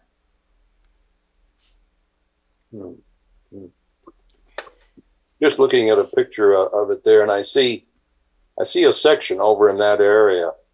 I think it's that area where there is a bit of a wall and a bit of posts up higher out of the wall, which looked to me a lot like what Rich was talking about. That may be the sort of the remnants. Kind of interesting, and that maybe that's probably expensive work, but think about it, or take note of it. Okay, do we have anything else? Okay, thank you, Jane. You're welcome. And we can, Deanna? Yeah, I'll just add one last final thing so we can close this out, Jane. And what I'm hearing from the board is a variety of things, but it's looking like we're leaning more in the direction, at least cost wise, etc., to concept A. But it seems like there's going to be a blend of the two. We can talk through this more, obviously. I'm taking into account everything. We don't have to we'll debrief based on the feedback from the board this evening, and we'll come up with a concept that incorporates all of these elements. So just to close that out. I encourage thinking about phasing current project and then implementing additional features as we can. And just to extremely briefly, maybe we could get the fire department up there to volunteer to help, like they have all over the place up there. And no, they won't help because they were turned down from the CPC and got a bad feeling, and they walked away from what they wanted to do. Yeah. Well, okay. I'm definitely not in the loop with all of that. But I know all about everything that was going on, and about that wall that got hit. That was during a snowstorm. They hit that retaining wall with a town truck a long time ago. Yeah. Well, but if you two young ladies would like to call me, you can get my number from Justin, and very well call me, and I'm more than happy to sit down with you. Okay? Thank you. You're welcome. Thank you. Have a good evening, all. Thank you, Jane. Bye-bye. Okay, bye-bye. Now, if we can move on, scenic road bylaw update. Yes. Dave, would you like me to? I feel like you were probably the person better equipped for this. Yeah, I'd be more than happy to kick off the discussion on this.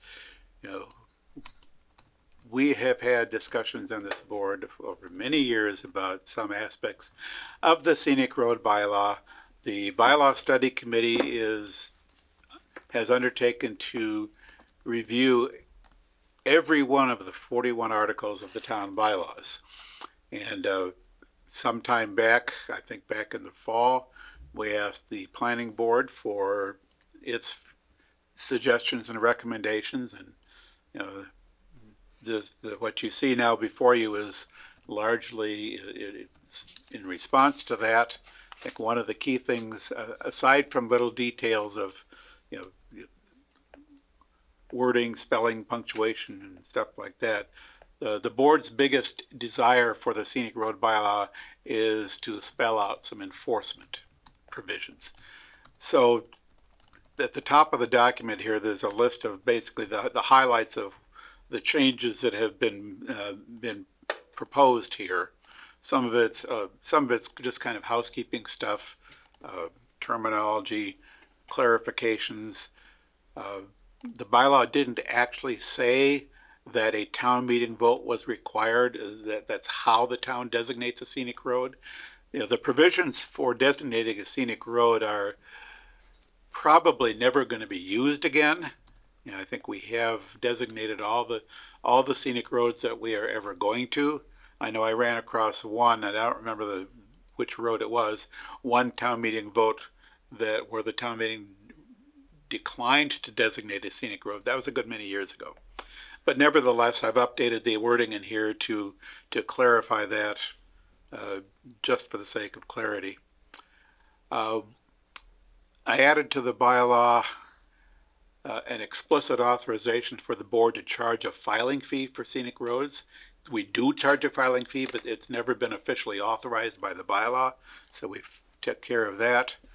There are several requirements, several things I've added to the bylaw based on our experience in handling other kinds of permits. So the state law that authorizes scenic roads bylaws says almost nothing about how the board processes a scenic road application. It simply says that the applicant must seek the approval of the board. So there's a fair amount in here that has been added to spell out some procedural aspects. I mentioned the filing fee. I've added an explicit authorization for an applicant to request an extension of time. I think we may have implicitly been doing that all along, but now we have the bylaw officially says that. Sorry, I'm jumping. We added a requirement for filing the board's decision with the select board, town clerk, and tree warden. I don't off the top of my head know what we've done with the scenic road permits, and we probably file them with the town clerk at least. I added a constructive approval clause comparable to what we have for special permit subdivision road. If the board doesn't act on a scenic road request within the time period allotted, it's automatically approved. Added a clause to explain the appeal procedures. Implicitly,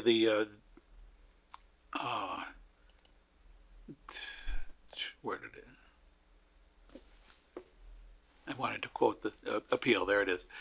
General Laws, Chapter 249, Section 4, basically spells out the appeal procedure for things like the Scenic Roads bylaw, but I thought it would be worthwhile to mention that right there. So if you're reading about the Scenic Road bylaw, now you can see the appeal process. And then, most significantly, enforcement. And what we've got here for enforcement, we start out by designating agents of the planning board to enforce this. And this is something that I'm particularly interested in the board's feedback on. The current proposed language authorizes the town planner, the zoning enforcement officer, the tree warden, or someone else that might be designated by the board to be the enforcing officer for the scenic road bylaw. We might want to narrow it down. None of this has been reviewed by town council yet, but we might want to narrow it down a little bit, but that's the way the proposal is written. And so the first enforcement action is if you're doing work without a permit. You did something and you didn't bother to get the scenic road permit. What we've been doing on that is we basically inform the person, hey, come apply to us for a scenic road permit. So that part of this is really just putting in words what we've been doing. Although we've got this proposed language gives us some deadlines and some follow-up procedures. Once we find someone to be doing work on a scenic road without the permit, they have 30 days to apply for the permit. And you added the fine too, is that correct? Yes. And so, yes, 30 days to apply for it. And then as an incentive for getting your permit ahead of time, this is something we don't do now, but this proposed bylaw does this. It basically says if you did the work first and then went for the permit, you have to pay a late filing surcharge, up to the board to decide the dollar amount. But so that's a bit of a penalty right there. And then following up on that, as I went through this, I tried to think out, well, what are all the scenarios? What are the various things that can happen? So if we order you to apply for a scenic road permit and you don't do that within 30 days, now we issue something that's more like an enforcement order. We order you to restore what you've done which is interesting when it comes to trees. We'll get back to that in a moment. And if you don't restore, now we're going to hit you with a $300 fine. There again, the dollar amounts we can debate. We are authorized. The law allows us to assess a fine of up to $300. And if you started some work without a permit, and we told you to go get a permit, you could choose to just put things back the way they were and not get a permit. In your not a lawyer understanding, the law allows us to assess a fine of up to $300. But if the work that they are not that they don't restore, even though they are expected to restore, costs more than $300 to restore, is there any avenue to say the restoration cost plus $300? Yes, restoration is at the applicant's, the violator's expense. Okay, just making sure that I was understanding. That's under paragraph 8.5 on restoration. Restoration, in addition to the fine, restoration is at the violator's expense. Who's the violator? The property owner or the guy that cut the tree down? That's a good question. And that maybe needs to be clarified here.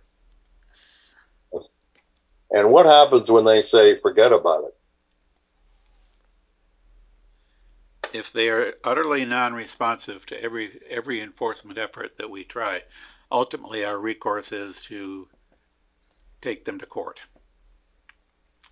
So, just moving on.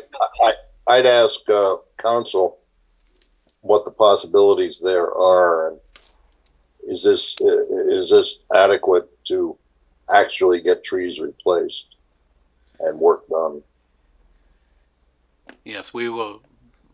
The bylaw committee is going to ensure that council reviews everything. Well, I want to ask her that. Yeah. Specifically. So. Not to say, do you see anything wrong here? Quick question. How many applications have, so they would have to file an application to do work on the scenic road? Is that essentially what this is encompassing? Yeah. And how many applications, just for historical context, does the town typically receive in like a given year? I can answer that.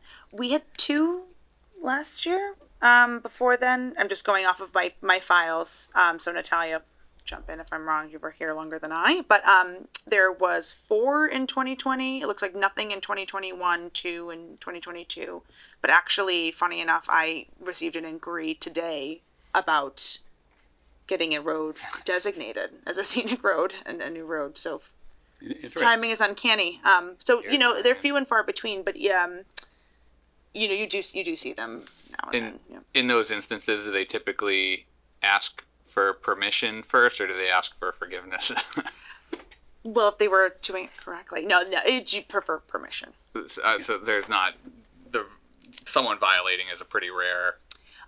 In my experience, my short, albeit experience in Grafton, is I have not seen anyone violate. Dave we do have. I have. But yeah, Bob and Dave probably have seen. We do have the occasional. I don't know what the average is, but I don't know that we've tracked it quite that way. But we do have the occasional. Yeah, it might average once a year or once every couple of years. We had it just down the road from me.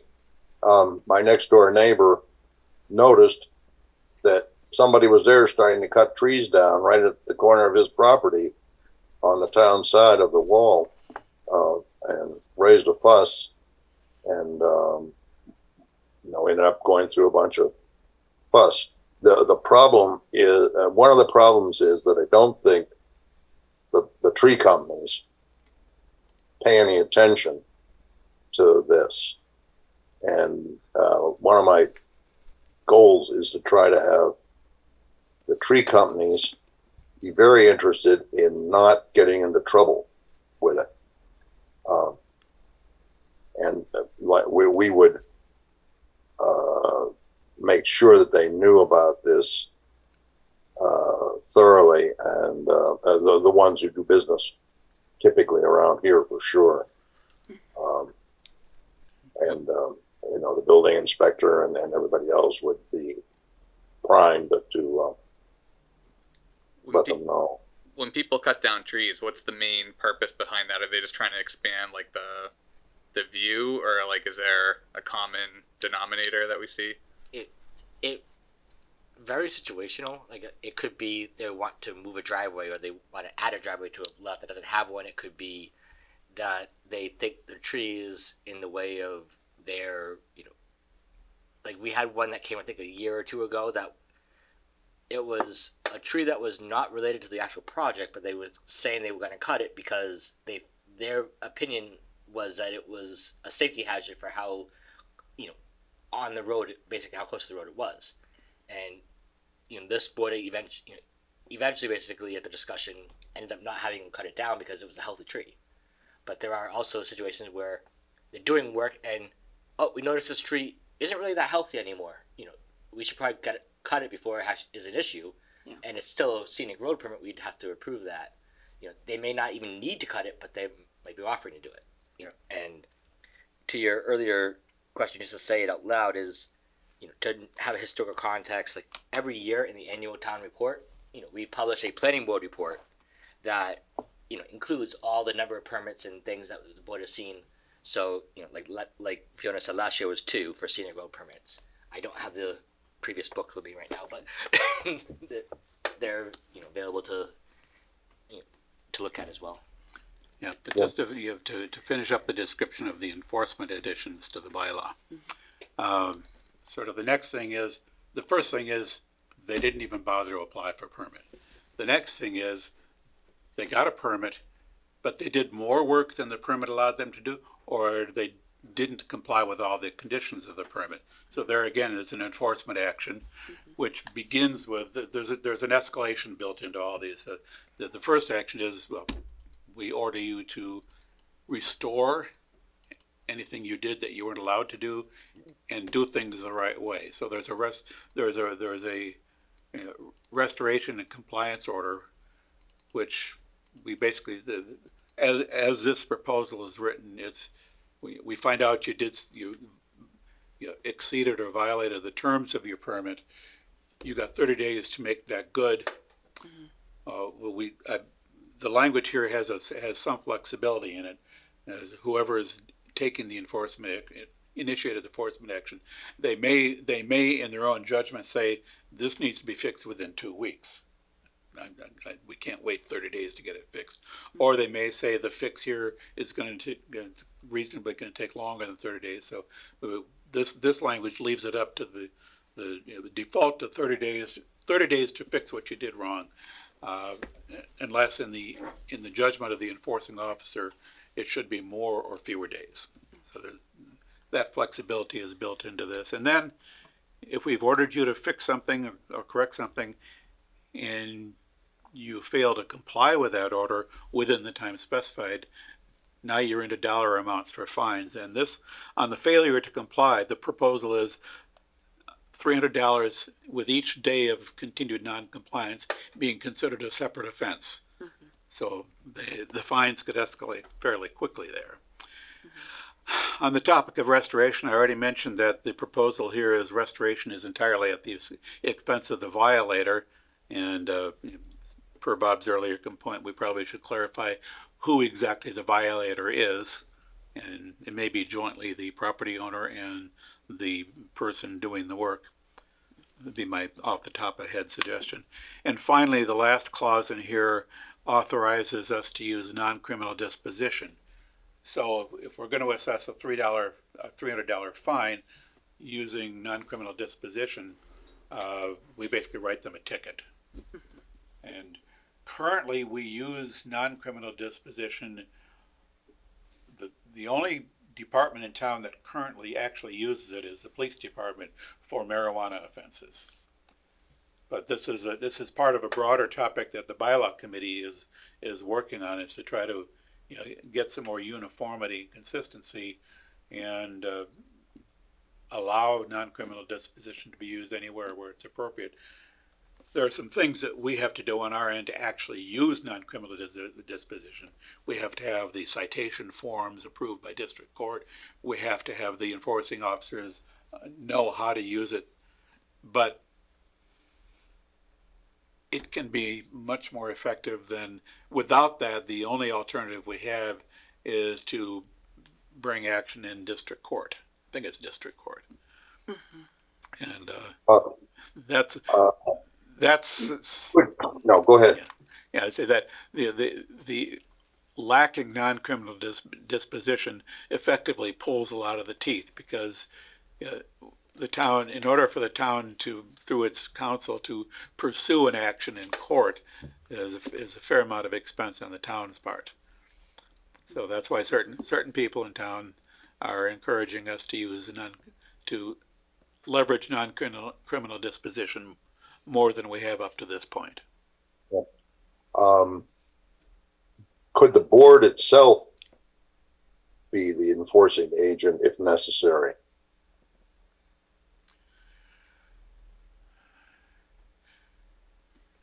That's kind of what this says. I'm not sure. But anyway, the point is, an answer to that would be good. Yeah, I think the question is what's the mechanism for the board itself being the enforcement agent, or the enforcing officer? It's what's written here is the board. It is enforced by the board through the board's agents. Yeah, and it's not quite clear whether the board is an agent itself, because the board could say if the board appoints agents, then the board could appoint the board. Let's not run around in that circle too much tonight, but you see what I mean.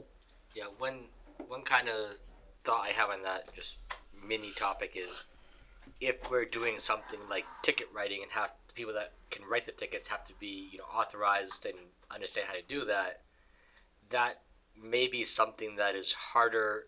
Either might be illegal hard. It might not. No, I'm not thinking of the board members themselves doing that. I think I once heard many years ago the conservation committee members had something like that, maybe 30 or 40 years ago.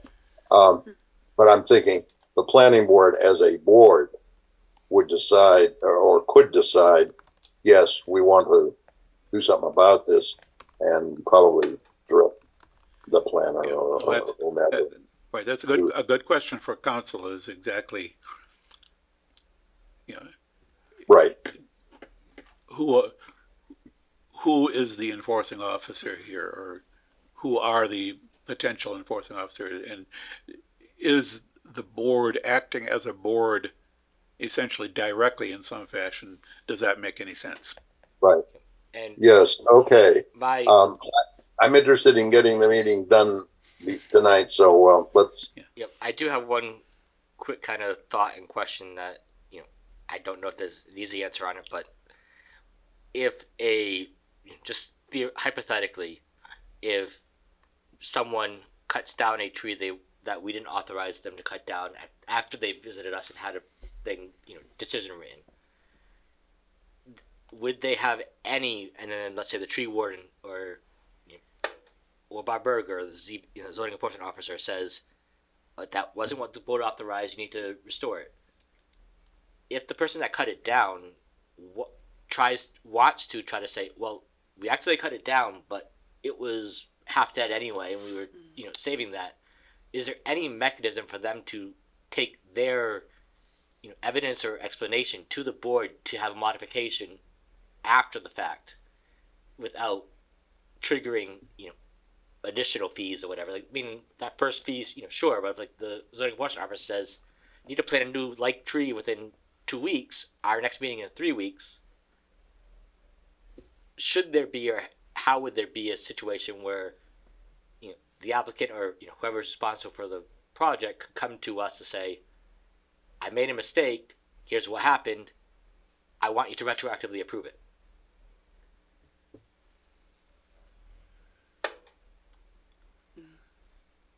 I don't know if there should be or can be, but that's just a thought I have. I'm not quite sure what the question is, because they've had some. I think it's just, I think there's concern about it being potentially too onerous on the individual in case like there was, someone just either was trying to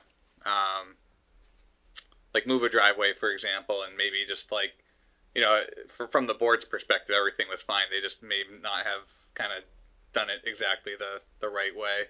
Yeah, like in my head is like, if there is a tree that the applicant didn't identify as dying or didn't identify as being in their concerning path for some reason, their contractor cuts it down thinking that, well, we needed to take care of this, it was an issue, then their recourse according to this, if they've already given a scenic road permit that we've granted, is an enforcement officer to say, nope, that's wrong, fix it. But they don't have any ability to come to us as an, after the enforcement action to say, oh, that was a mistake, here's why, I want this to be, to be okay. And I don't know if we can or should have some mechanism for that. I can try and do some research on this. I don't know the answer. It's a good question. I don't know the answer off the top of my head, but I'm sure I can talk to some other folks who may have dealt with this. This strange rare occurrence, but I see we're pretty well spinning wheels here. We've sort of had that situation in the past where stuff that should have been scenic road before we had any sort of enforcement and fees and extra fees and that kind of thing, but should have been a scenic road permit. Stuff had already started to happen or happened, and then it comes to us to have us approve essentially what already happened. Mm. So that sort of has happened in the past, but not with these new bylaw rules. But I wouldn't recognize any ability for people to do that. Cut it down and then go ask for permission. I wouldn't encourage that at all. Yeah. Anybody else? Okay. I do have one comment before we close out. Hello? I lost you, Fiona. Can you hear me, Bob? No. Sorry. One final comment, just in light of a recent inquiry that I received. It might be beneficial to tease out language that specifies how the public can bring a recommendation to the Planning Board, Conservation Commission, or Historical Commission that will then catalyze, to result in the public hearing, which will then result in town meeting. I think it might just be easier to bring for it the into scenic road or bring it out, or both. Both. Let's say both. In this particular instance, it was to get a scenic road designated. I know that historically, I remember at least one road, if maybe two, but at least one, where we brought, I'm pretty sure that we brought a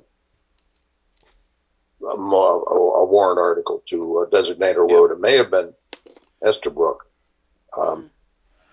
but there was an objection from people in the area, and it didn't go anywhere. Oh, I remember. No, well, I remember 2 or 3 places where there'd been interest in designating scenic roads, and it's at least headed towards town meeting, maybe pulled before actually getting to a vote. But that was the way people were doing it. Of course, in those days, people brought town meeting warrant articles for streetlights. I want a streetlight at my driveway on pole number, whatever.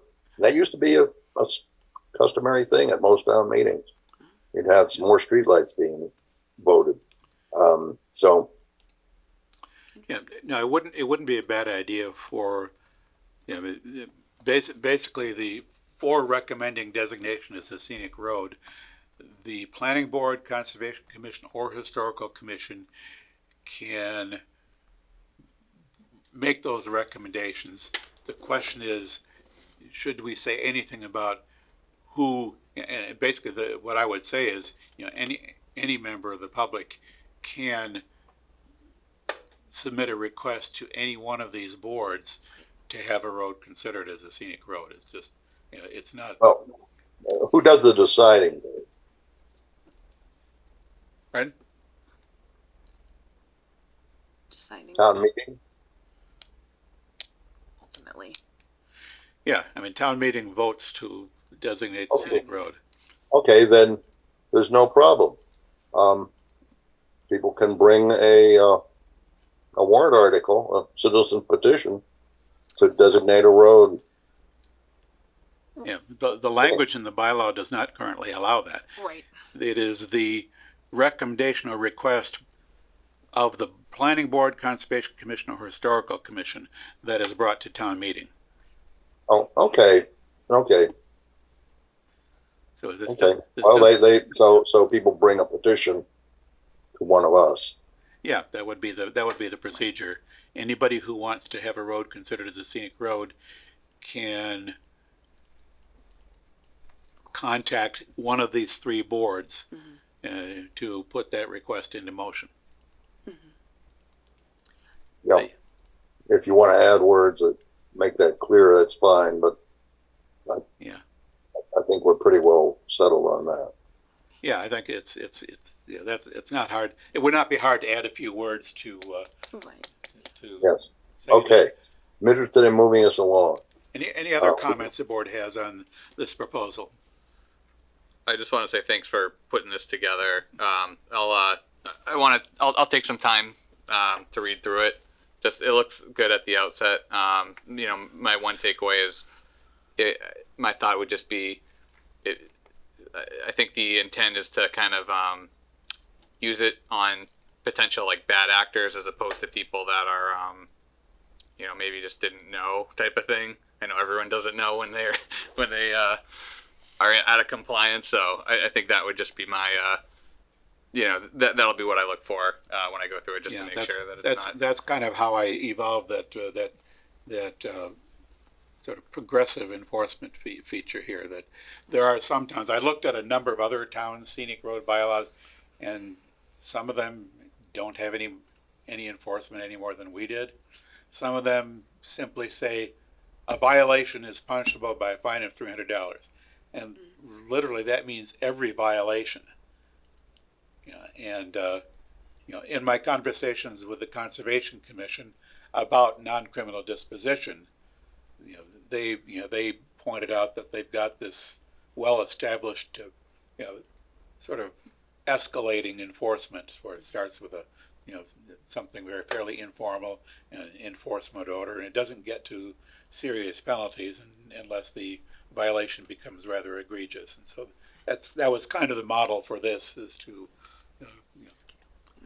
accommodate the simple mistakes. Oh, I didn't know.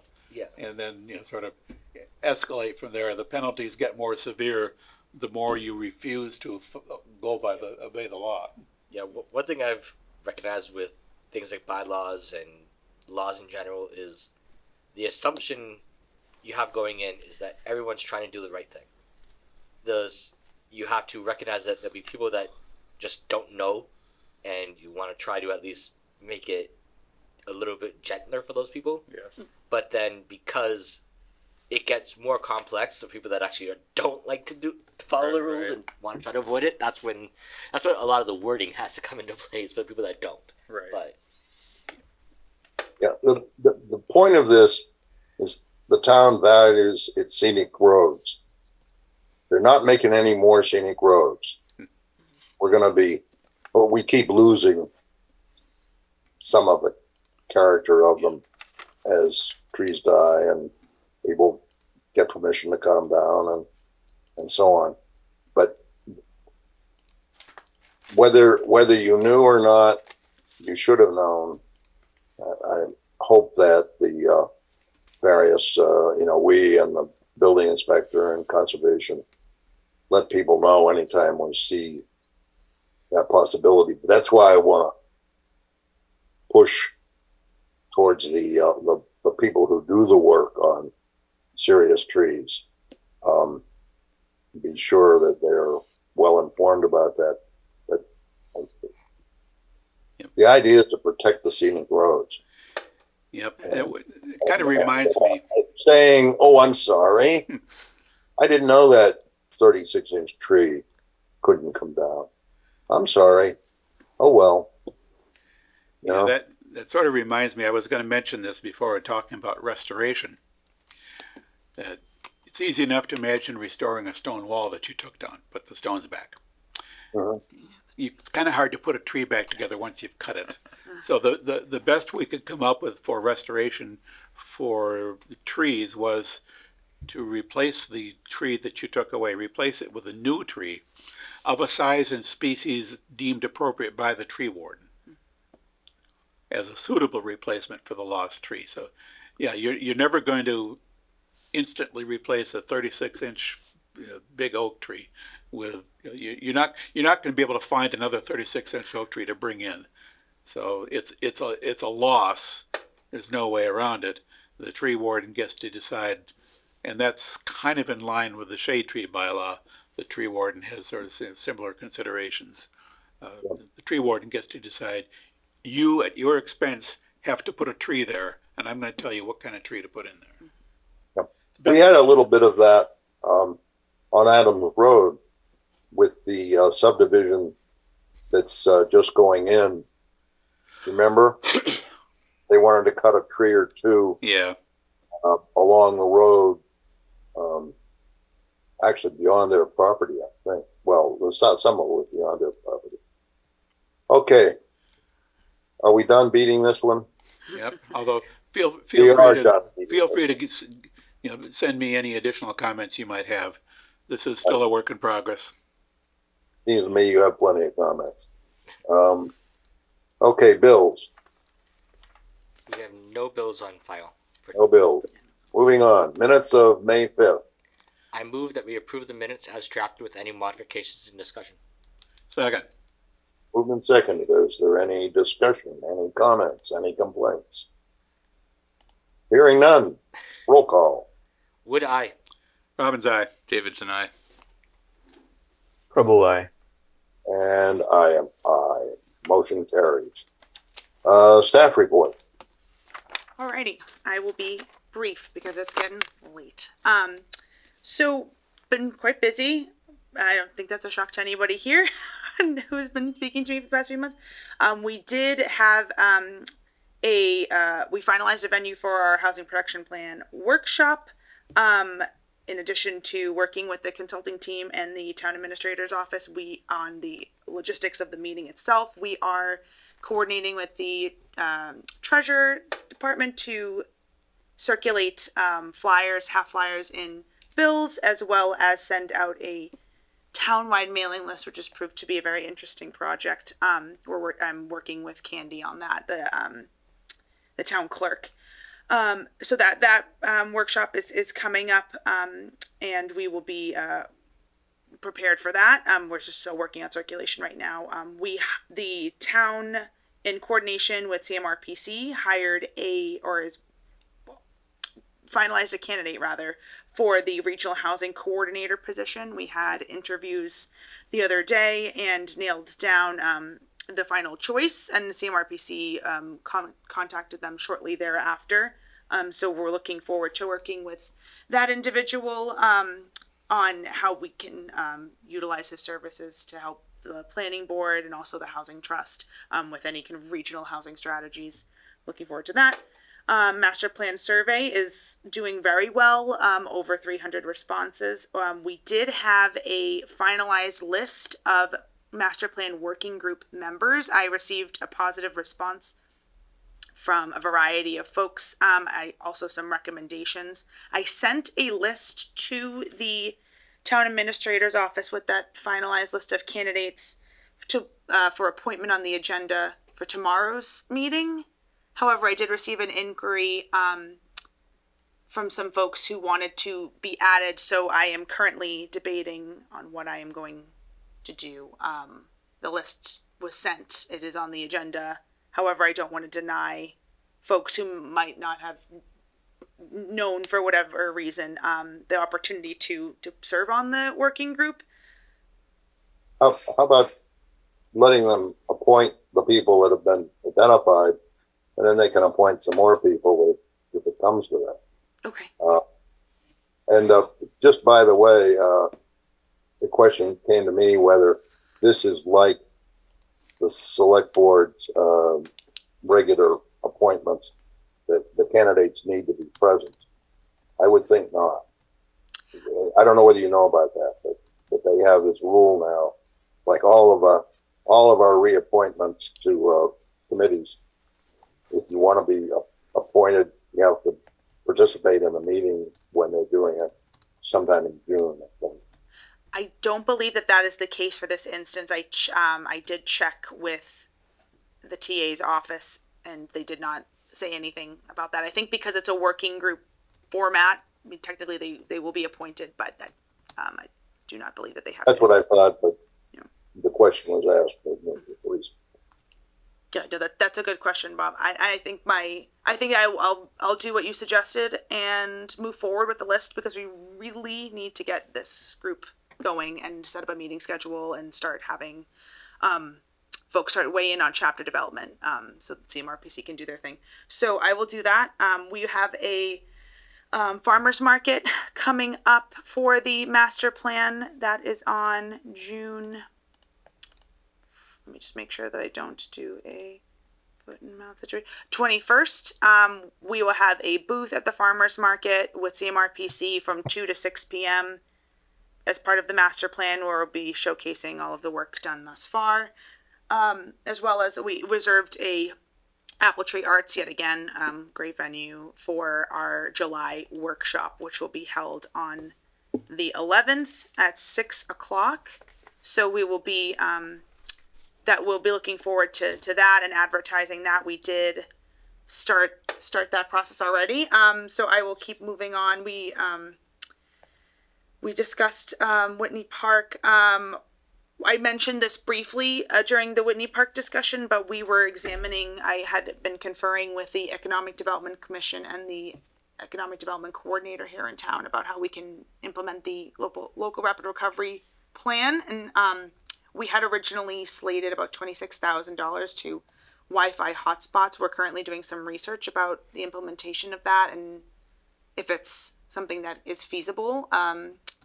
Connecting a power source to some of the areas that we were looking at will be very costly and beyond the scope of what we can probably afford with the funding available to us. So as I mentioned during earlier, that we might have to reallocate those funds to something else, either Mill Street or something else in the local rapid recovery plan, which is available on our website. And I can also share that with anyone. So if the board or the public have suggestions on what to do there, or if, you know, we're still going to research the Wi-Fi hotspots and see what we can do. We're working with the rec department had done this at Silver Lake, and I've been talking to some other towns.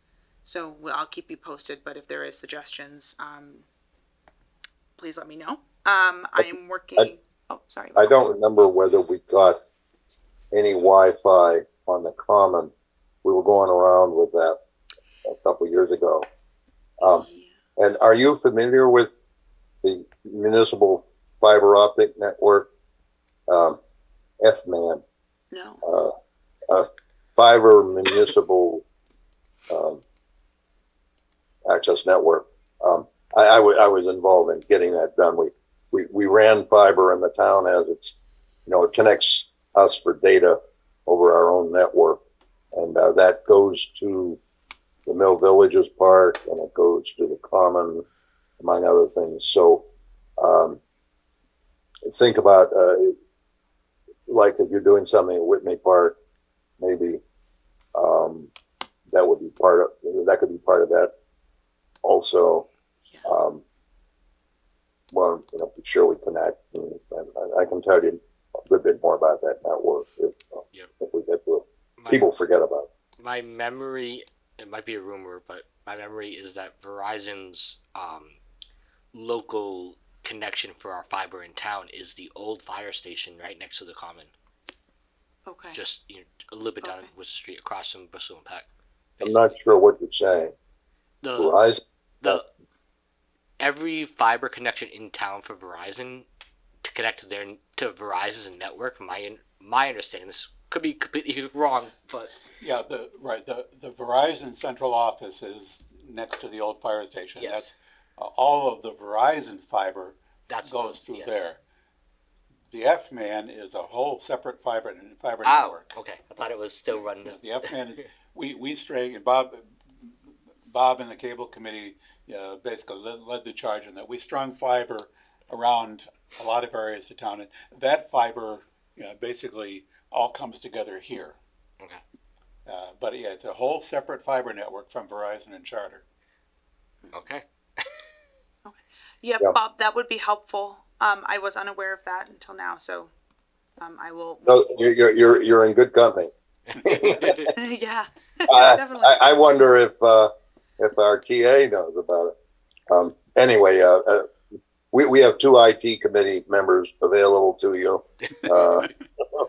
Perfect. So, okay, moving right along. Sorry. Yes. I will wrap up quickly. So I did just an update because I think last time we spoke that I had yet to submit the MVP grant for George Hill Road. That was submitted. I am working with the owner of property at Bullock Plaza on an underutilized property program grant through Mass Development. That is underway. It's to basically bolster properties that have fallen into disrepair. And they can qualify under a variety of needs, including accessibility, abatement, etc. So we are working on that. I have an MBTA communities discussion follow-up on Friday to discuss next steps with CMRPC. If anyone is interested in for the feedback from that, please let me know. We are working on, when we can, website updates. I am aware that the planning website is, it needs a little bit of some TLC, and we are trying to implement some changes as well as get our current projects and information up there as best as we can when we can. And we'll also try and as well as website updates, we continue to try and streamline the administrative processes that we have in our department. I'm working with actually a former staff member that worked in Grafton who is helping me kind of get things squared away. So that's been very helpful. We continue to work with our temporary staff person on finalizing minutes and other clerical duties. She'll be working with us until July 13th. That's going very well. We are closing out the Complete Streets Prioritization Plan with a final approval from the Select Board, which I don't believe was required, but was requested, and I think to cover all of our bases. The Planning Board did already approve the plan, but just to make sure that we're crossing all our T's and dotting our I's, that's on the agenda for the Select Board meeting tomorrow. And in addition to that, we are working on trying to get some of our local planning assistance hours spent, I guess, for lack of a better term. We have a discussion scheduled with CMRPC about, we're going to try and revisit the mill overlay discussion and see kind of how we can tackle that. And we'll just use our LPA hours on that because we do have a 12 that we need to use. So I think that will be a good way to get that down. I inquired about DLTAA funding again. I had asked the folks at CMRPC about that. I am going to try and push to get their feedback about implementing the hazard mitigation plan that was recently approved. There's a good amount of work assigned to the planning board / department in that implementation plan. So I'm going to try and get a jump on it. I think we've spent a lot of that for this year already, or committed a good bit of that money already. Yeah, I'm worried. I had reached out a while ago when I circled back the other day to try and see what can be done, and I we'll schedule a follow-up conversation because they did offer some assistance there, and I said, if we can focus on the hazard mitigation plan because it incorporates a lot of elements that we action items rather that were discussed in our OSRP as well as our MVP report that we did back in 2018. So it's a good way to. You know that I'm on the committee that decides about the money. Yes. So put in a good word. We've done okay this year, I think. Most of the money was allocated in a meeting. Okay. Most of the balance of the money for this calendar year was allocated recently, but usually there's some volatility in this costs more than we thought, and this costs less, and we have this left. And so going forward a little further into the year, there might be some opportunity. Okay. All right. I think that I believe that's it for now. If anyone has any questions or wants to talk about anything specific. Anybody? Nobody. Correspondence. All right, so I'll start off with right after town meetings. One person that works with organizing stuff with regards to the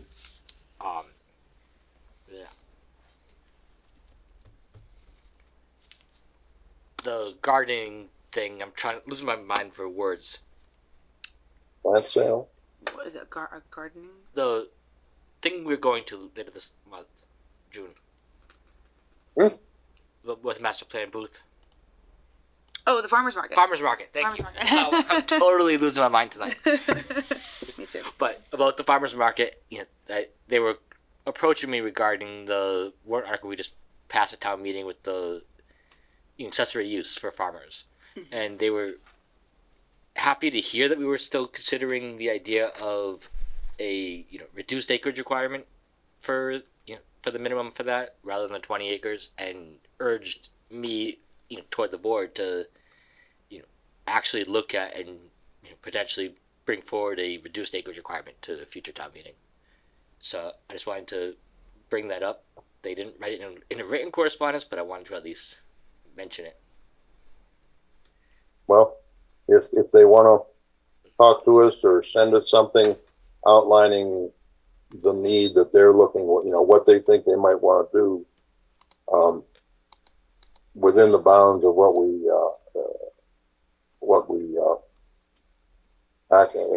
enacted, sure, we listen to it. The thing is that if you only have 5 acres and you're talking 10% of that, that's half an acre. You're going to run a beer garden where, I got to see some. And the property qualifies as under agricultural exemption. So they need to spell that out for us. But they're welcome to come and talk to us, or get the owner to pass something through to us. Yep, I'll mention that to them explicitly. But yeah, other than that, the only thing I noticed in correspondence is things relating to one of our public hearings that has been continued, and that's also on the project page for that project. But I'm happy to speak to that if you'd like me to, Justin. It's probably easiest to speak to it when we have the public hearing open and Makes sense. Sorry, I apologize. Yep, sorry. Are you talking about? I didn't make out where you were talking about. Is it the Donahue Lane? Yes. Because there's stuff about that, and there's stuff about Safe Harbor, which is of concern too. But okay. Anything else, folks? Seems to be nothing else. I think we're down to the end, aren't we? I move that we adjourn. Second. Moved and seconded that we adjourn. It is not debatable. Roll call. Would I? Robbins, aye. Davidson, aye. Prabhu, aye. And I. We're out. Thanks all. See you in 3 weeks. Thank you. Thanks. Good night. Thanks, Bob.